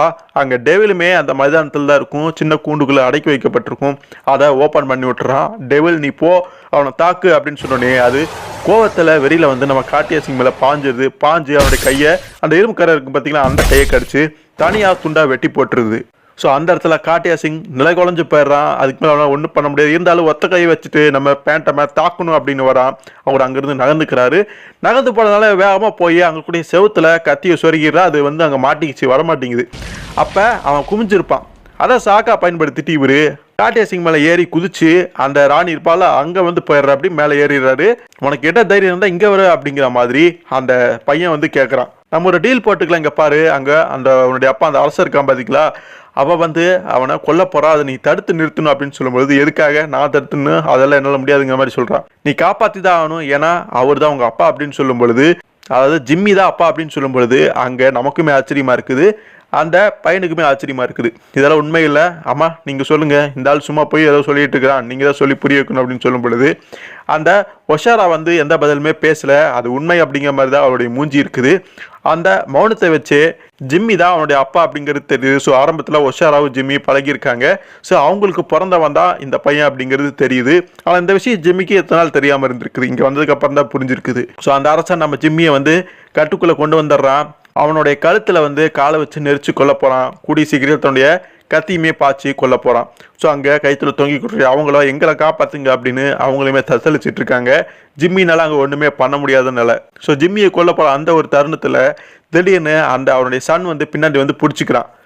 நீ என்ன பண்ணுற, நீ எதுக்கு என்னையை பிடிச்சிட்டு இருக்க, அவனை நான் கொல்லணும் அப்படின்னு சொல்லும் பொழுது போது நிறுத்துங்க, நீங்கள் அவனை கொல்லக்கூடாது, ஏன்னா அவர் அப்படின்னு தன்னுடைய அப்பா அப்படிங்கிற மாதிரி சொல்ல வரான். அந்த விஷயத்த சொல்லலை, அதை நீங்கள் தெரிஞ்சுக்கிட்டு மட்டும் என்ன பண்ண போகிறீங்க, நீங்கள் இத்தனை நாள் வந்து எங்கள் அம்மாவுக்கும் எனக்கு ஒரு தொல்லையாக ஒரு டார்ச்சராக தான் இருந்திருக்கீங்க, அதுக்கு எல்லாமே ஒரு முடிவு வரப்போகுது, அவரை கொல்றதுக்கு நான் அனுமதிக்க மாட்டேன் அப்படின்னு சொல்லிட்டு அந்த அரசனுடைய தலையை அப்படியே திருக்கி போட்டு கொண்டுறான். ஸோ அவன் அங்கே இறந்து போயிடுறான். சரியான நேரத்தில் அவன் வந்து அங்கே தலையிட்டதுனால ஜிம்மி காப்பாற்றப்பட்டுறான். ஜிம்மியுமே நன்றி சொல்கிற அப்படி, நீங்கள் மட்டும் வரலினா என் கதை கண்டிப்பாக முடிஞ்சிருக்கும், முன்னால் தான் நான் தப்பிச்சேன் அப்படிங்கிற மாதிரி நன்றி சொல்கிறா அப்படி. ஸோ மேலே அந்த ஒசாரா இருப்பா. அப்போவுமே அவன் வந்து திருதினாலான்னு பார்த்தா கிடையவே கிடையாது. அவன் அங்கே ஒரு விஷயத்த சொல்கிறா, என்னுடைய பையன் வந்து என்னுடைய கணவன் அதாவது அரசனை வந்து கொன்னுட்டான், அதனால் அவனுடைய குற்றங்களுக்கு அவன் செத்தே ஆகணும், இந்த நபர்களுமே அழிக்கப்படணும், இங்கே யார் அவங்கள கொல்றீங்களோ அவங்க தான் அடுத்த அரசனுங்கிற மாதிரி பொது வழியில் அடுத்த அரச பதவிக்கான அந்த ஒரு விஷயத்தை அறிவிச்சிடுறா. இதனால் அங்கே சூழ்ந்திருந்த மக்கள் எல்லாருமே நான் தான் அவனை கொல்ல போகிறேன், நான் தான் அவங்களை அழிக்க போகிறேன், நான் தான் அரசனாக போகிறேன்னு எல்லாருமே பாஞ்சு ஆக்ரோஷமாக வராங்க. இதை கொஞ்சம் கூட பேண்டம் எதிர்பார்க்கல, ஆனால் ஜிம்மி இதை நான் எதிர்பார்த்தேன் அப்படிங்கிற மாதிரி சொல்கிறாரு. ஸோ அவங்களுக்கு தான் பெரிய பிரச்சனை போயிருக்குது, அது மட்டும் நல்லா தெரியுது. ஸோ எல்லாருமே கொல்றதுக்கு பாஞ்சு ஆயுதங்கள்லாம் தூக்கிட்டு அப்படியே சுற்று போட்டுறாங்க. இவங்களாம் அங்கே நகரவே முடியல, இப்போ என்னடா பண்ணுறதுன்னு சொல்லிட்டு அந்த மைதானத்தில் சென்டரில் நிற்கிறாங்க. ஏதாவது பிளான் வச்சுருக்கீங்களா, இல்லை நான் யோசிச்சுட்டு இருக்கேன் அப்படிங்கிற பேண்டம் சொல்கிறாரு. எனக்கு தெரிஞ்சு நம்ம சாக போகிறோம், நான் பெருமையாக சாக போகிறேன் அப்படின்னு ஜிம்மி அங்கே சொல்லிகிட்டு இருக்கான். ஸோ எது எப்படியா நம்ம கதையெல்லாம் முடிய போகுது அப்படின்னு 4 பேருமே அங்கே வந்து நிற்கிறாங்க. இதில் விஷயம் என்னன்னா, அந்த ஜிம்மியை காப்பாற்றின அவனோட பையனுமே மாட்டிக்கிட்டான், அவனுமே சாக போகிறான். அந்த சமயத்தில் அந்த மைதானத்துக்கு வெளியே போகக்கூடிய அந்த டோர் இருக்கும் பார்த்தீங்களா, அதுக்கு வெளியில் ஏதோ சத்தம் கேட்குது, பயங்கரமாக யாரோ பெருசாக ஏதோ வர மாதிரி சத்தம் கேட்குது. ஜிம்மிக்கு அது என்னன்னு தெரிஞ்சு, நான் கேட்ட உதவி வந்துருச்சு போல இருக்கு, அந்த பறவை போய் கரெக்டாக சேர்த்துருச்சு அந்த தகவல் அப்படின்னு சொல்லும் பொழுது தான் ஏன்னா அப்படின்னு பார்க்கும்போது கதை உடச்சிக்கிட்டு அங்கே சில விஷயங்கள் வருது. அது எல்லாமே யானைகள் தான். ஜிம்மினால விலங்குகள் கூட பேச முடியும், குறிப்பாக யானைங்கிறது க்ளோஸ் ஃப்ரெண்டுன்னே சொல்லலாம். அப்படி இருக்கும்பொழுது பறவை கரெக்டாக போய் அந்த தகவலை சேர்த்து அந்த பறவையுமே அந்த யானையோட கூட்டத்துக்கு மேலே அப்படியே பறந்து வருது. ஸோ யானைகள் கூட்டத்தை கண்டதுனால அங்கிருந்த மக்கள் எல்லாருமே இனி ஒன்றும் பண்ண முடியல, அவங்க எல்லாருமே அங்கே மாட்டிக்கிட்டாங்க. ஸோ காட்டிய சிங் கத்தி வந்து செவத்தில் சொருகி இருக்கும், அதை அப்படியே வெளியில் எடுத்துட்டு பேண்டமை கொள்ளலாம் அப்படின்னு ஒரு வாய்ப்பாக நினச்சிட்டு பின்னாடி வரான். அங்கே பேண்டமை முன்னாடி சண்டை போட்டு அந்த ஆட்கள்லாம் தடுத்து நிறுத்தி முன்னேறி போய்கிட்டு இருக்காரு. ஆனால் யானைகள் வந்து காட்டிய சிங்கை தாக்கிடுது, அவன் என்னுடைய காலுக்கடியிலே மிதிப்பட்டு இறந்து போயிடுறான். ஸோ அதுக்கப்புறம் கைத்தில் தொங்கிட்டு இருந்த அந்த விச் டாக்டருடைய மகளையும் பேரனையும் எப்படியோ ஜிம்மியும் பேண்டமும் சேர்ந்து காப்பாற்றிடுறாங்க. ஸோ அந்த 7 பேருமே அங்கே வந்து யானைகள் மேலே ஏறிக்கிறாங்க. 2 யானைகளில் ஏறிக்கிறாங்க. டயானா, அந்த டெவில், நம்ம பேண்டம் வந்து ஒரு யானையிலையும், மற்ற 4 பேருமே இன்னொரு யானையிலையும் ஏறிக்கிட்டு அந்த இடத்த விட்டு போகிறாங்க. ஸோ இந்த ஒசாராவை பொறுத்த வரைக்கும் தங்களை கணவன் கிட்ட இருந்து அவளுக்கு விடுதலை கிடைச்சிச்சு. ஆனால் அவள் என்ன நினச்சான்னு தெரியல, அவங்க கூட போகலை. Good bye my son, good bye my love ஈவானா அப்படின்னு சொல்லிட்டு ஒருவித சோகத்தோடையும் அதே சமயத்தில் சந்தோஷமாக அவங்கள வழி அனுப்பி வைக்கிறதையுமே பார்க்க முடியுது. இவங்க மட்டும் தப்பிச்சு எப்படியோ வெளியில் போயிடுறாங்க. அதுக்கப்புறம் ஒரு வழியாக ஜிம்மியோடைய வீட்டுக்குமே வந்துடுறாங்க. யானைகளில் போய்கிட்டு இருக்கிறாங்க. நம்ம பேண்டமும் டயானாவும் நாங்கள் இப்படியே விடைபெறோம் அப்படின்னு சொல்லிட்டு கிளம்புறதுக்கு ரெடியாடுறாங்க.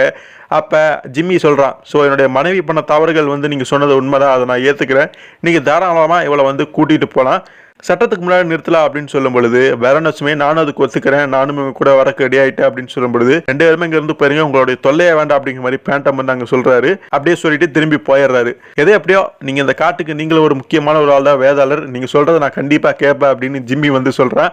வெரனஸுமே நீங்கள் இன்னொரு நாள் என் வீட்டுக்கு வாங்க, நான் உங்களுக்கு நல்ல சாப்பாடாக சமைச்சு வைக்கிறேன் அப்படின்னு சொல்கிறா. அப்போ பேண்டமும் டயானாவும் அங்கே போயிட்டு இருப்பாங்க. எனக்கு இப்போவுமே அவளை சுத்தமாக பிடிக்கல அப்படிங்கிற மாதிரி சொல்கிறா. எனக்குமே அவளை பிடிக்காதா, ஒரு பேய் அப்படிங்கிற மாதிரி வேதாளர் குறிப்பிடுறாரு. எது எப்படினாலும் அவங்க ஒரு நாள் வீட்டுக்கு வந்தால் சமைத்து தரேன்னு சொல்கிறாங்க. அது நல்லா இருக்கும்னு நினைக்கிறேன், நீ என்ன சொல்கிற? கண்டிப்பாக அதை பற்றி நம்ம யோசிக்கலாம் அப்படிங்கிற மாதிரி அவங்க ஜாலியாக பேசிக்கிட்டு அங்கேருந்து போகிறாங்க. ஸோ இதோட இந்த கதை வந்து இங்கே முடியுது. ஸோ ஒரு வழியாக ரொம்ப நாளாக போட்டுருந்த ஒரு ஸ்டோரி லைன் வந்து இங்கே முடிஞ்சிருக்குது. சூப்பரான ஒரு கதை, கொஞ்சம் சிம்பிளாக ஆர்டினரியான ஸ்டோரி மாதிரி தான் தெரியும். பட் அந்த ஆர்ட் ஒர்க்கு, இந்த சில விஷயங்கள் எல்லாமே இந்த கதையை வேறு லெவலுக்கு தூக்கிட்டு போயிருந்ததுன்னு சொல்லலாம். பேண்டா ஃபேன்ஸ் யாராவது இருந்தீங்க கண்டிப்பாக அந்த கதையை வந்து ரசிப்பீங்க. பேண்டா மட்டும் இல்லாமல் ஜிம்மின்னு சொல்லிட்டு இன்னொரு கேரக்டர் டார்ஜன் மாதிரி அவருமே 2 ஹீரோக்கள் வந்து இந்த கதையில் இருந்தாலும் ரொம்ப சூப்பராகவே இருந்திருக்கும். என்ன ஒரே விஷயம், ரொம்ப வந்து நம்ம தலைவர் அடி வாங்கியிருப்பார். மற்றபடி இந்த கதை ஒரு சூப்பரான கதை, எந்த ஒரு குறையுமே சொல்ல முடியாது. இந்த வீடியோ உங்களுக்கு பிடிச்சிருந்து அப்படின்னா லைக் பண்ணுங்க, ஷேர் பண்ணுங்க, எல்லாத்துக்குமே தெரியப்படுத்துங்க. குறிப்பாக சப்ஸ்கிரைபும் பண்ணிக்கங்க. அடுத்த ஒரு சுவாரஸ்யமான ஒரு வீடியோலையோ ஒரு கதையிலையோ உங்களை சந்திக்கிற வரைக்கும் நன்றி நண்பர்களே.